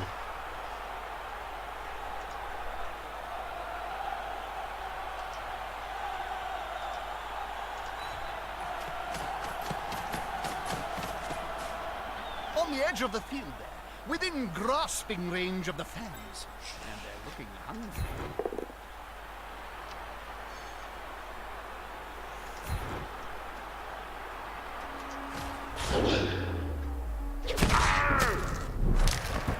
Well, at least they're not dead. Yeah.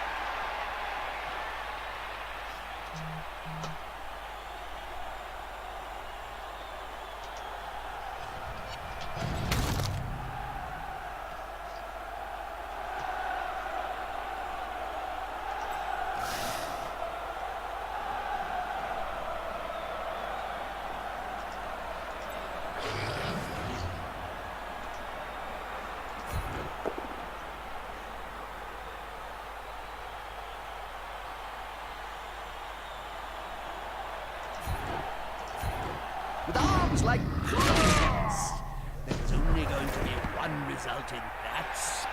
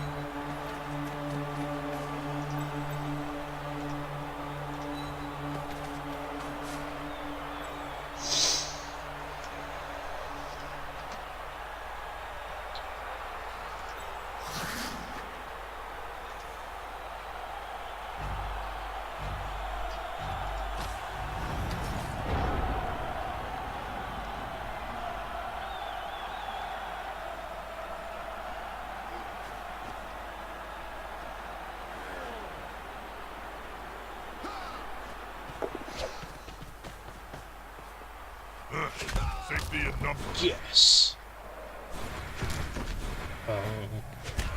Yes.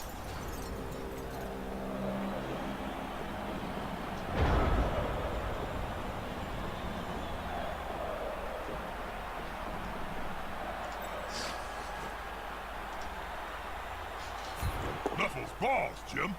They're going for the ball.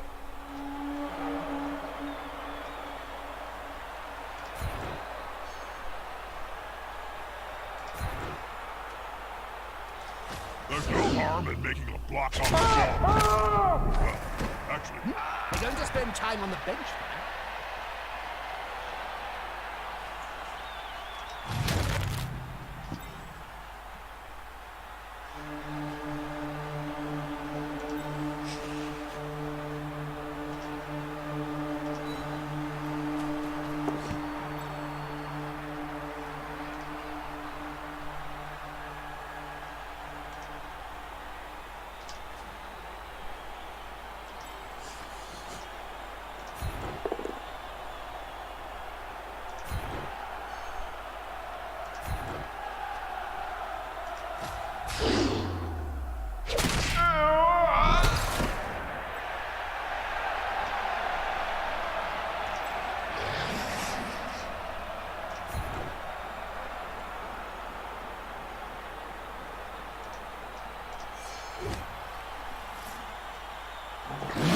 Next time, they should hire a tame player.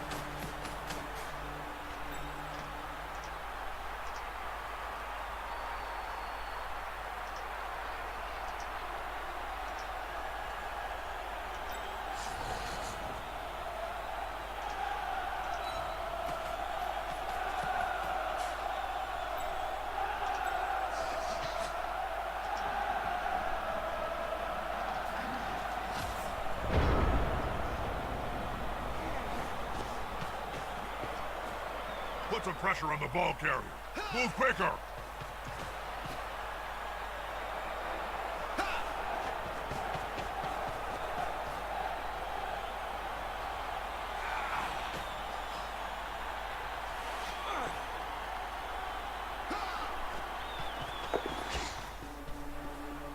If the player is pushed here, it will finish in the public.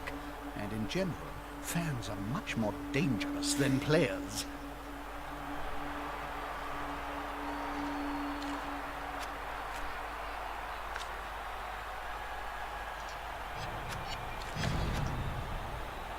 They've left the ball carrier exposed.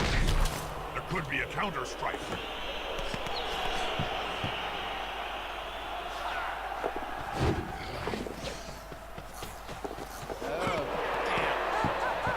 Getting fired in the morning. So very close. I'm certain nothing will go wrong before the next turn.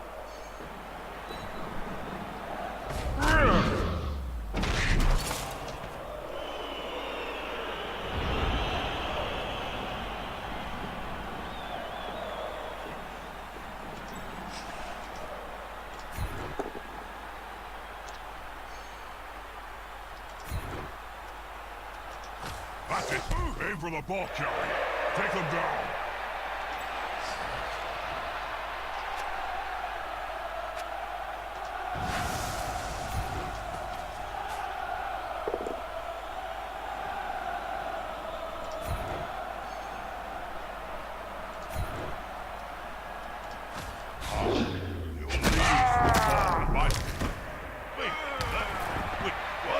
one side got superior numbers.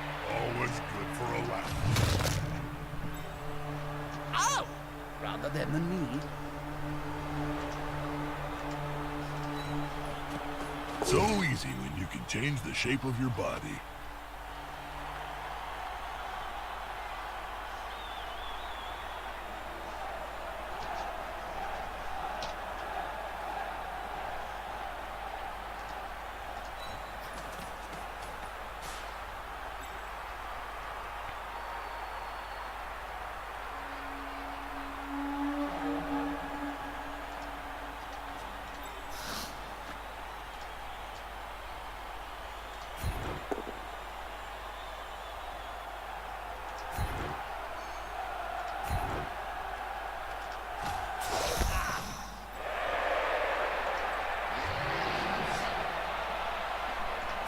That one's got fists bigger than half joints. Sometimes. Not this time.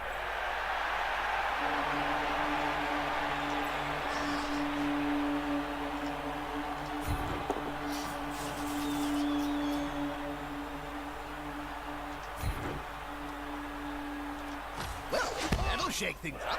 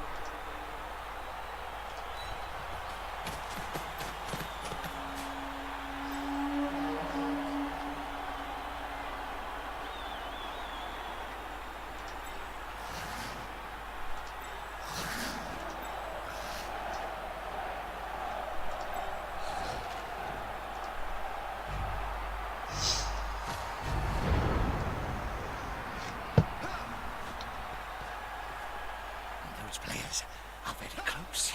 Smells like a fight is about to happen. This could be fun, especially if the ball holder goes down.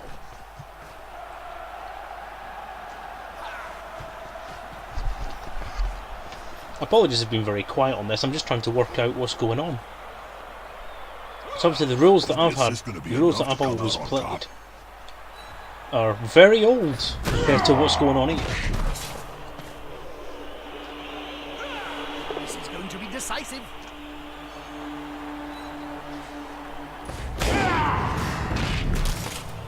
I love the sound of the Skaven when they're in pain. Sounds like victory. Let's take a quick look at that player. What can I It's do? the unmistakable sign of a player's eyes rolling up into his head. He'll be out for some time.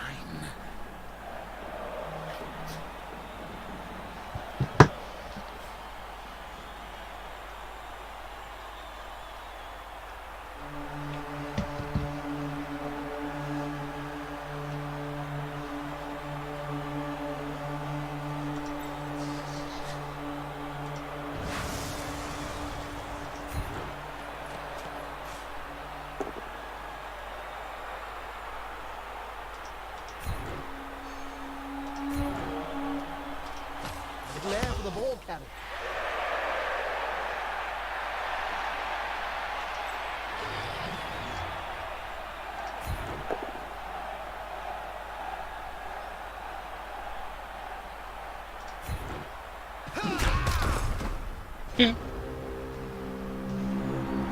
Damn it. This turnover rule is shit.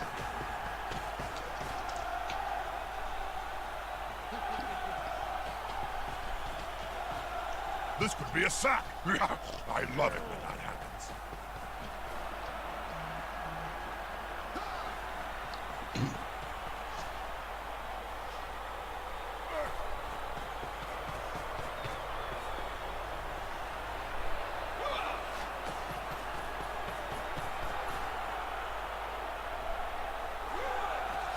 Uh-oh. They'll need to get rid of the ball now there's pressure on them.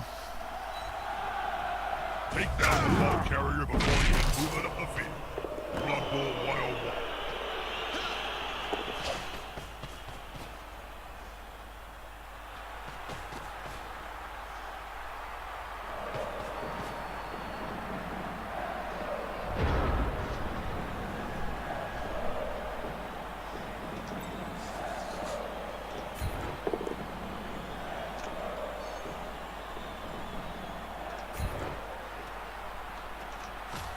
Solid tactic. You kill the fool carrying the ball, then you stop him from scoring.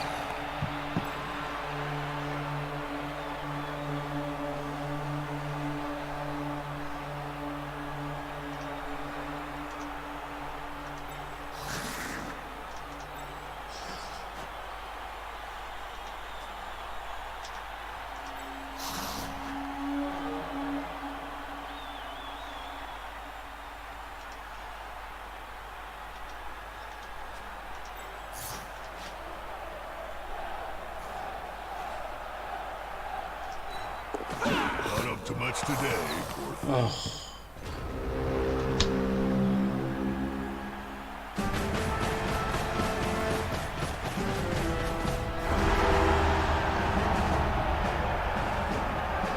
Yeah, Dirty Hog, I agree.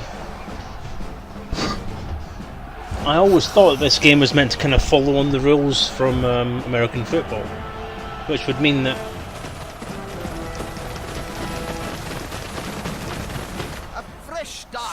should essentially mean that the only time a turnover can happen is when you've actually had the ball intercepted, or you get to the end of your fourth down. Because it did actually have downs back in those days.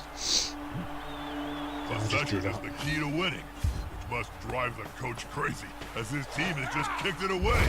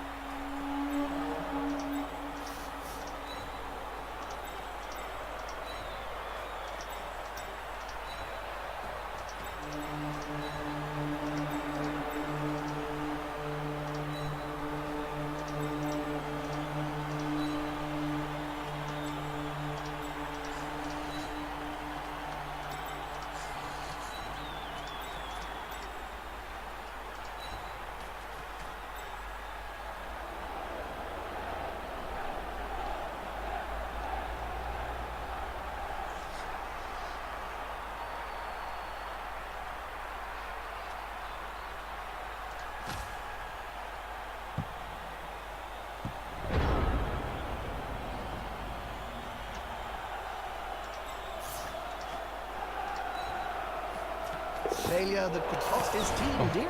Really? And it didn't come off.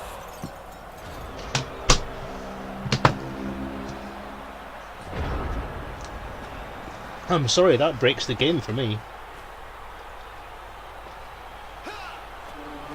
It's completely unrealistic in what's meant to be a real-time, not a real-time strategy, but a turn-based game. Because your turn is meant to go consecutive with time going on. So if your first action is to have someone try and pick up the ball, or do an action that ends up in something being missed, then that means the rest of the team can't play. Which means essentially, while the guy is trying to pick up the ball, everyone else is just standing there looking at him. It looks like that stew on the menu tonight. They've smacked a player to relieve his team. Well done.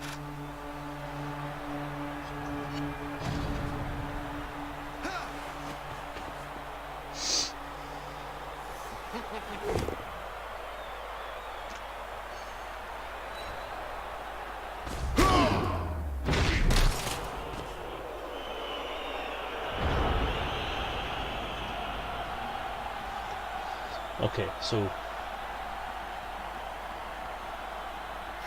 essentially I'm just going to go for the let's just kill everyone. Because two big guys is always better than one.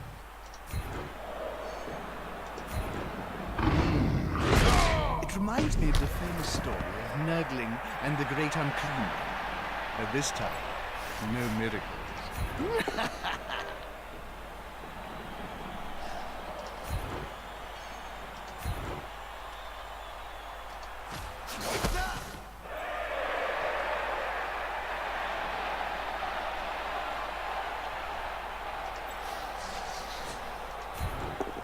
Come on, guys. Team spirit is the key. Well, except for me, obviously. These guys can't take it. Come on, really?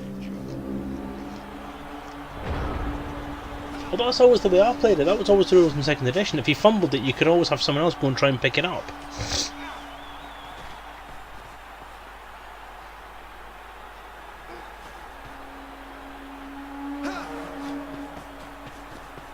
Forget the ball. Just try fishing out a few whacks. A touchdown is so close, and yet so far.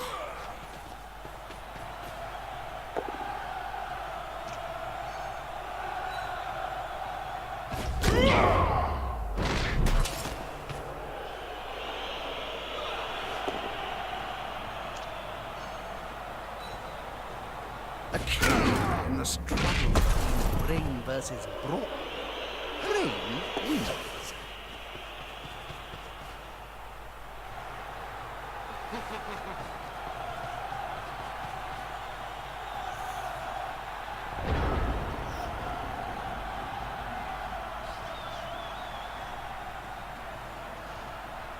This is not looking good. This is not looking good at all.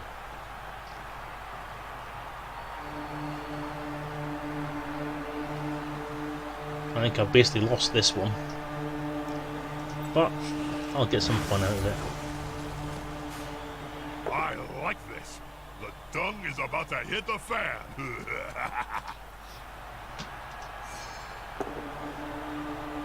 Oops, excuse my bad manners, but I gotta break in here. It was time.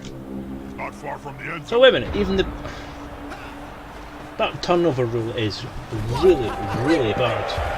Touchdown! Here's the touchdown, which could protect them from a comeback.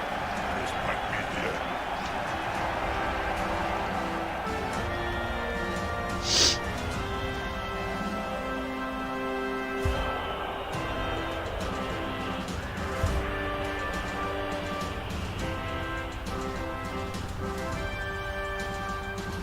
I imagine that in their dreams, at least, they're winning this match, with one team having a 3-player advantage. I can't see how the smaller squad will win.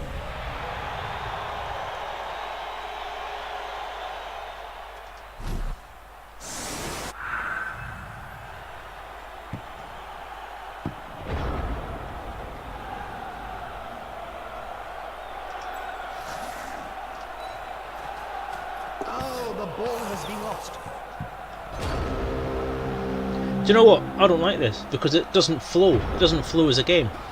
That turnover rule is ridiculous.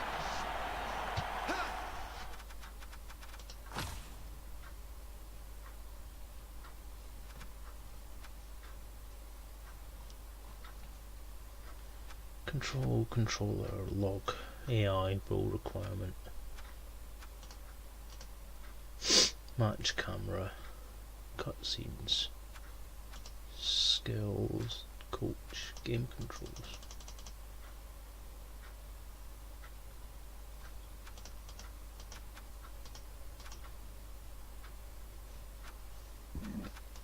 Punt.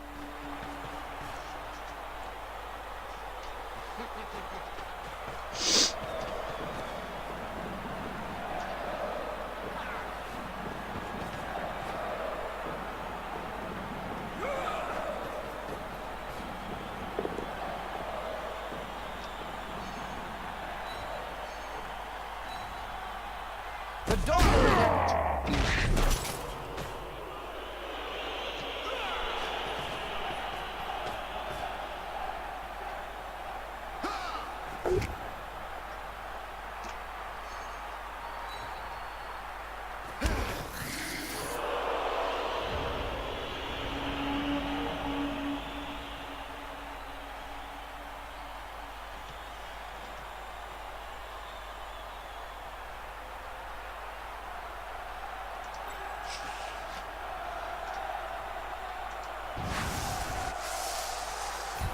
disadvantage is obvious. I wouldn't have tried that. I wasn't expecting that. And by the looks of things, neither were they. Two big goons that get together and fall on you. It can really hurt.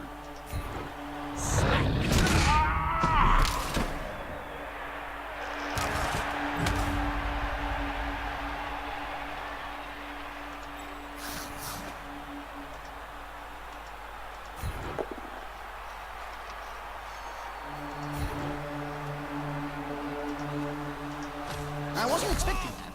And by the looks of things, neither were they.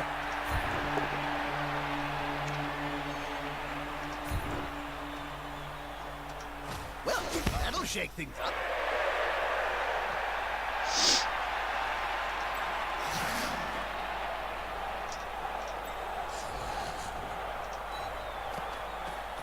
Who do we thank? Thank you, Teach. Oh, bless you, Bob. Do you have a tissue?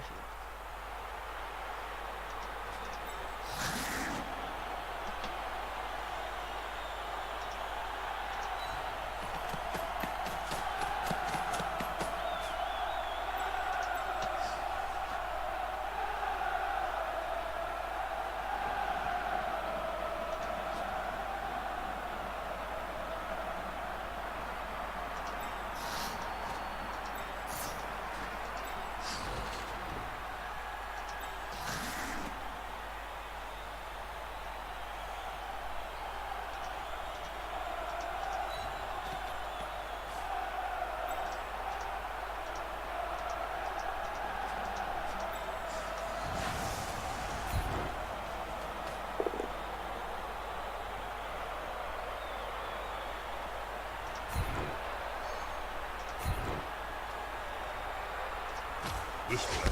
The attacker smells weakness.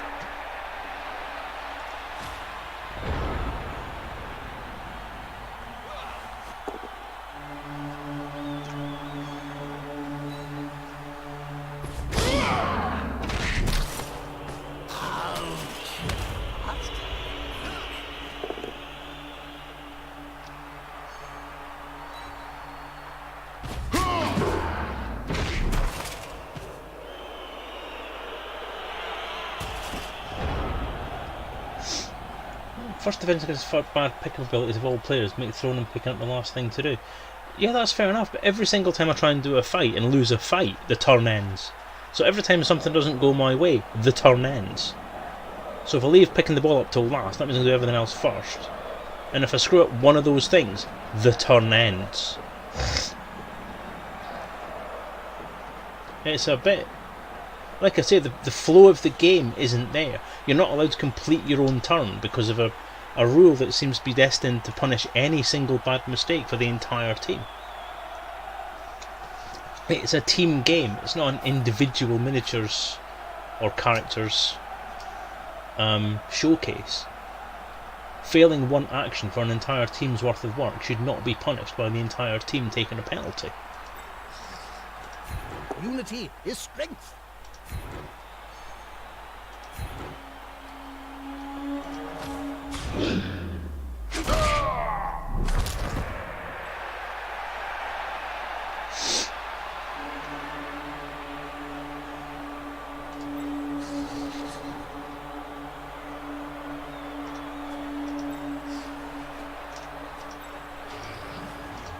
There's nothing better than hitting someone smaller than you, Jim. With arms like drums, there's only going to be one result in that sport.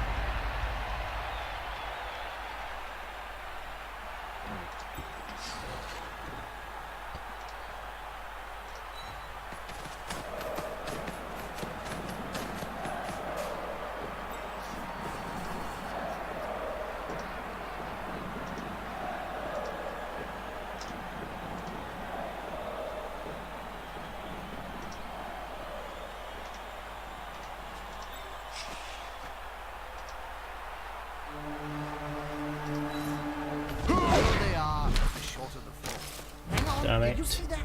He seems a little stunned, doesn't he? See what I mean?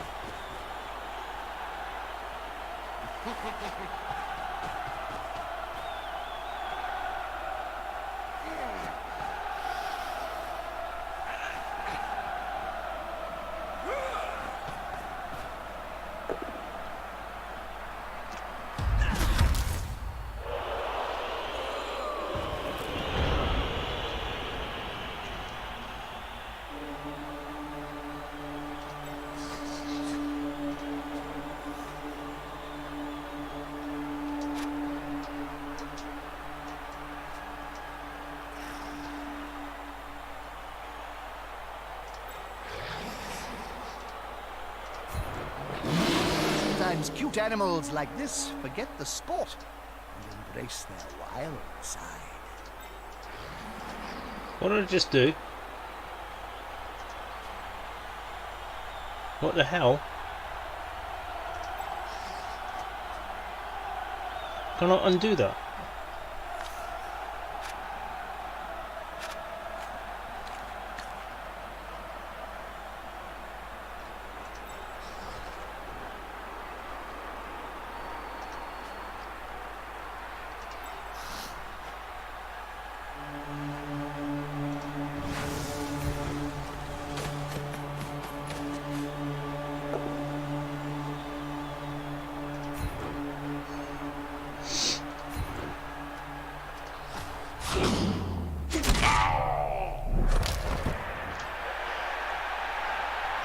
So I basically clicked on this wild animal thing as a mistake.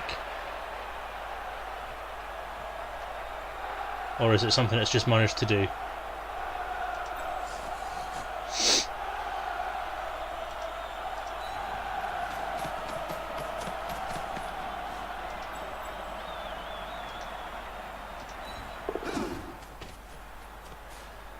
They're getting up close and personal, Bob.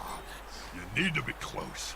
So close they can smell your breath and see the dead insects in your cheek.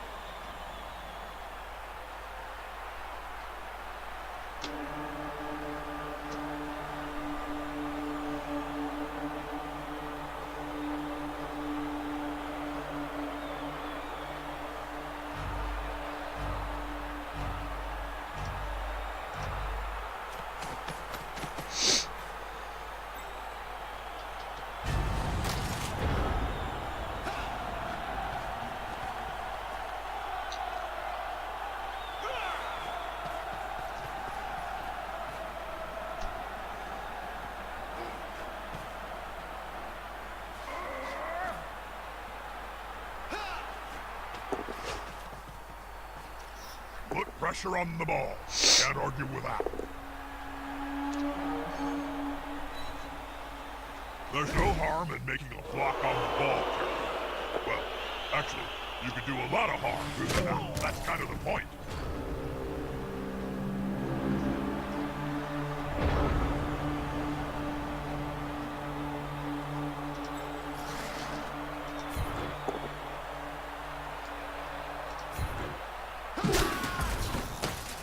Looks like rat stew on the menu tonight. No! Don't fucking turn over! Off turned it anyway.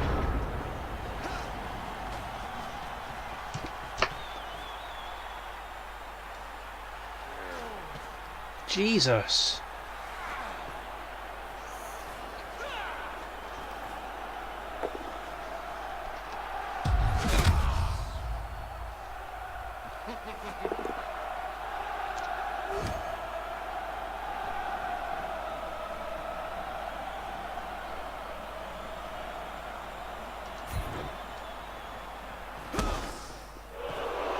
After that match, I need to change my undergarments. Wow. Yeah, do your constant whatever somewhere else, Stinky. Well, it has to be said, I wasn't entirely impressed. That turnover rule is ridiculous. It actually breaks the game, I think. You just can't get... I mean, both teams suffer from the same thing. Obviously my inexperience against an AI that's actually developed to win. kind of plays off there. So my attempts to build any kind of forward motion just broke down whenever any single either tackle or pass or pick up the ball just hoofed.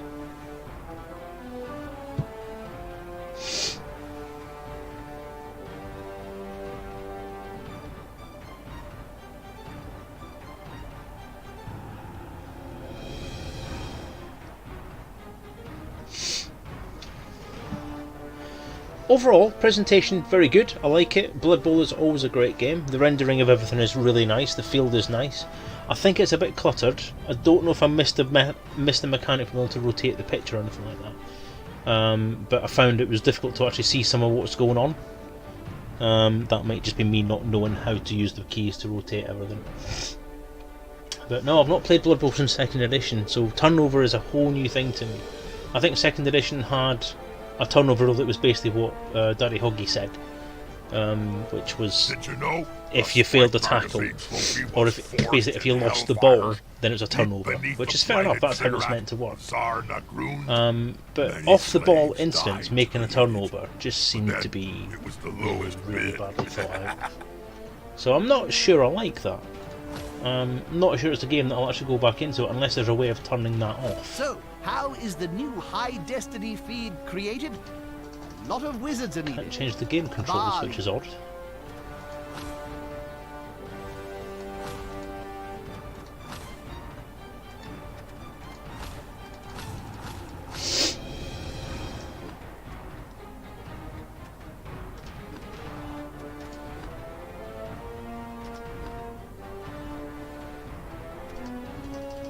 Why can't I change the game controls?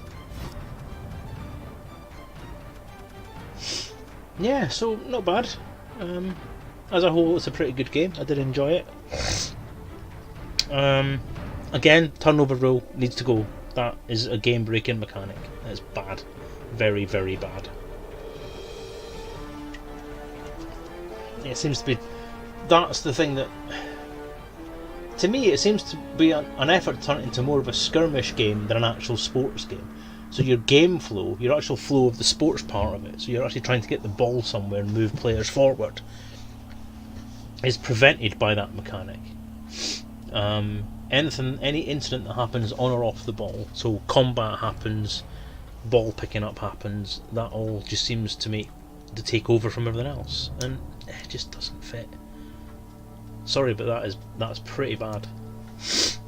If that's an actual rule that's in the game now, and is still in the game after all this time, it needs to be taken out. That is terrible. It makes it unenjoyable, and I wouldn't play the board game with that rule. This is the difference between playing it as a computer game and playing something as a board game.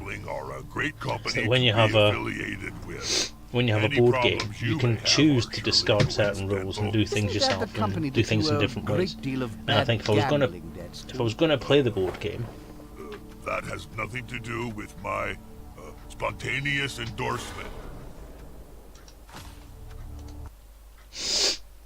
What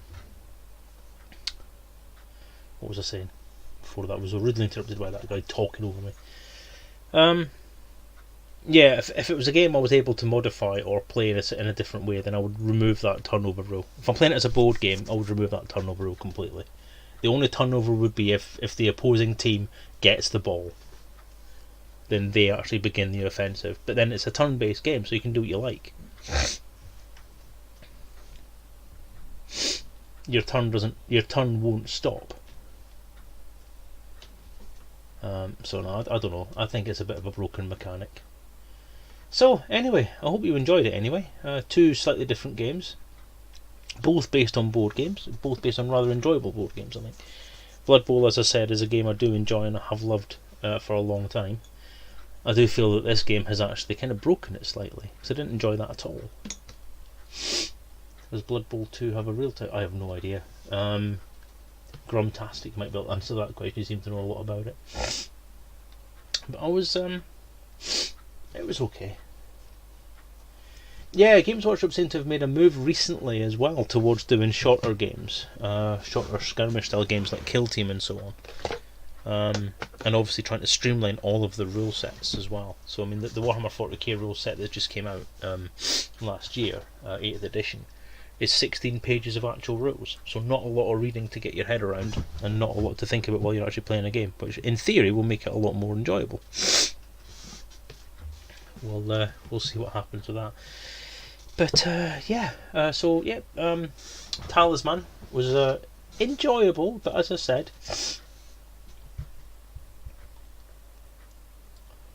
you think I actually feel, because I got into Blood Bowl in the early 2000s, like 2003ish, when it was 5th edition. It was 5th edition came out, and I felt that was a long-winded, overcomplicated, horribly distorted set of rules. I mean, it was fun to play, don't get me wrong, but the amount of times that me and my mates spent reading up rules for different things was ridiculous. I don't think the mid-90s and onwards kind of made things simple. I think they kind of overcomplicated everything at that point in time. And it's not it's not until recently they've started to take a look at this stuff and try and pare it down a little bit to something a bit more, a bit easier to play, a bit more easy to set up and easy to play, so you can play it in less than 7 hours. But we'll see. Gaming club is moral. Do you mean moral or morale? If your team screwed up, I did a morale d6 set to 1.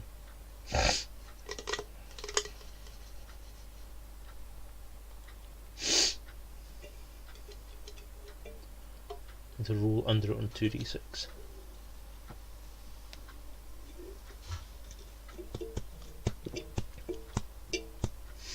Interesting idea. The thing is, I mean, if you look, the thing is, the way I look at it is, you look at the flow of an actual sports game. When something happens off the ball, it doesn't stop the rest of the stuff that's going on, and that's the big thing. It's meant to be a sports game. It's meant to simulate and allow you to play a kind of, bloody and combat-ridden sports game, but a sports game nonetheless. The focus is on two things: a bloodbath and Super Bowl, which is what Blood Bowl is meant to represent, always has been. There's two focuses on things. If something happens on the ball, it doesn't stop things happening off the ball. If something happens off the ball, as it does in normal sports, it doesn't take the focus right away from what happens on the ball. It certainly doesn't mean that the opposition get possession and then can carry on. So, I don't know. It just seems ill thought out. And if it's a proper Games Workshop rule, then I think Games Workshop need to maybe take a look at taking that out if they haven't already. But yeah.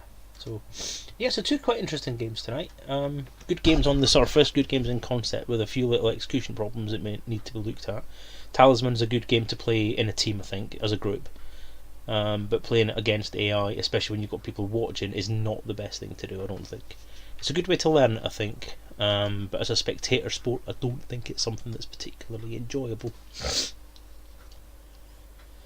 So, on that note, I'm going to call it a night this evening, gentlemen, and if there's any ladies out there.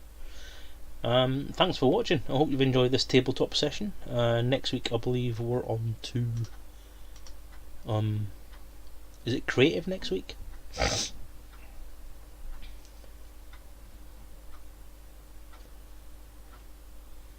It's never been meant to copy American football. I'm sorry, Gamora, but yes, it was. That was the whole point of the name. Bloodbath crossed with Super Bowl. The official rules for 2nd edition were basically an emulation of American football, complete with downs and turnovers and all that kind of stuff. So it was. It was a tabletop version of a computer game. Which computer game? Do you mean Speedball?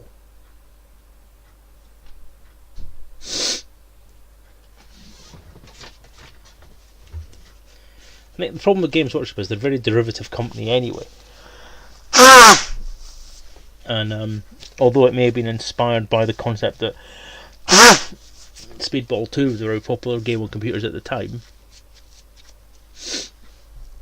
I do think that Blood Bowl was kind of an amalgamation of a lot of different concepts into one. I know that the full rules for this in 2nd edition were basically American football, because I remember playing it very, very clearly.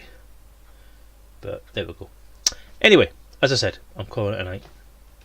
So I'm going to go and try and upload this video. I don't know if I'm going to have to edit anything or not. And see where it goes. Oh, I am struggling to stay with it this evening. Right, well, in that case, Daddy Huggy, happy birthday for next Wednesday. If you're not around, I would hope you're not. To be honest, I would hope that the family will be taking you out somewhere, or at least doing something with you. But then, if you require your birthday to be enjoying fun on your friend's stream, then that's perfectly fine with me. I don't mind.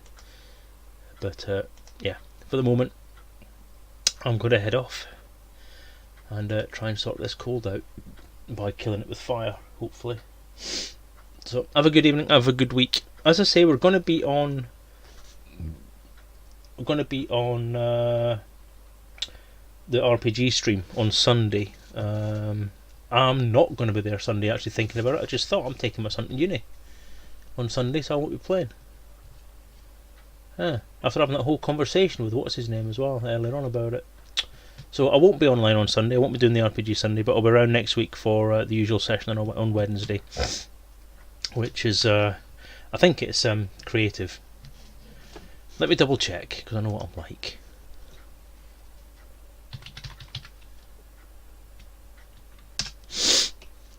So I thought we had a gaming one in between the two kind of non-practical ones. Nope, it is creative. So creative. I'm not sure what I'm going to do this week in creative.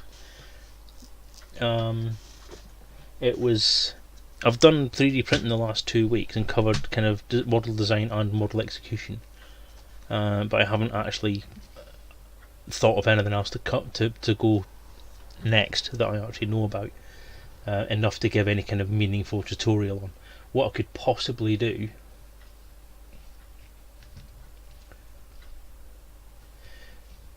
see, I don't know. I just remember there was a Games Workshop store opened in Edinburgh in whatever year it might have been, 91 or maybe 89. 89 rings a bell. But the year that the 2nd edition came out, a Games Workshop store opened in Edinburgh, and me and my mates all got a train over, and that was where I picked up the Blood Bowl set. So I don't know what year Blood Bowl. I don't know what year Speedball came out. Speedball may have came out in the 90s, given the fact that it was 16-bit computers. See, I have no idea, and quite frankly, I don't care. All I know is, as far as I'm concerned, there was 2 sets of rules for Blood Bowl in those days. There was the basic rules, the simple rules, which were essentially just run up the field and do stuff, and it was very, very simple. You had your speed, you had your strength, you had your throwing ability and your catching ability, and then you had the second set of rules, which was the advanced rules, which was basically American football with fighting. That's all I know, that's all I care about. So, yeah, so I'll have a thought about what I'm going to do next Wednesday, and I'll let you guys know. So, anyway,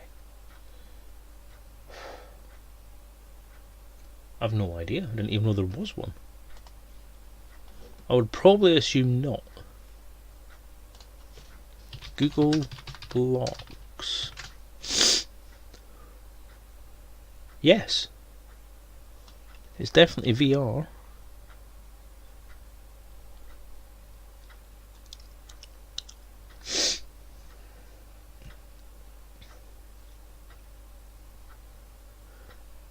I thought that said tip brush.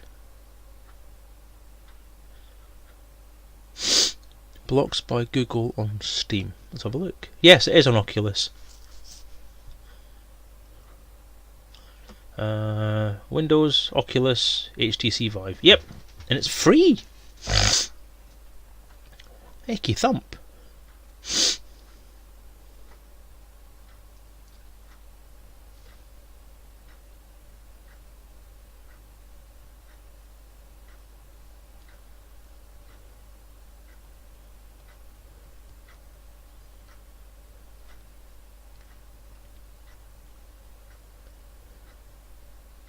You can do an AR as well. That's interesting.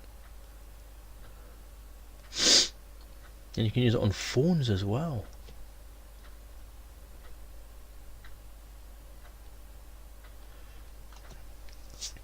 Well, that would make sense. So obviously, essentially, what's happened is 3rd edition has become Speedball, and I was never, although I did like Speedball's concept, I never did like Speedball as a game. It wasn't fun to play.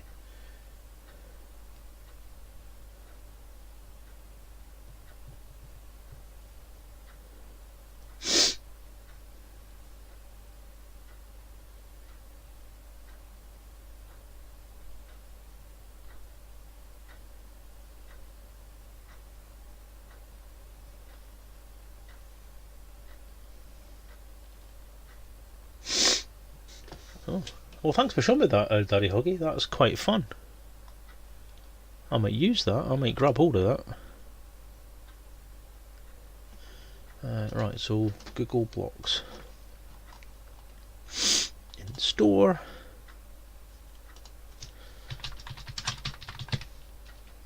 Blocks by Google. Free! Install.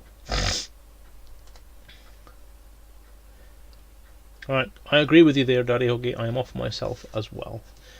So, as I was saying, have a good night, everyone. I'll see you next Wednesday. Take care and have a great one. Thanks for watching.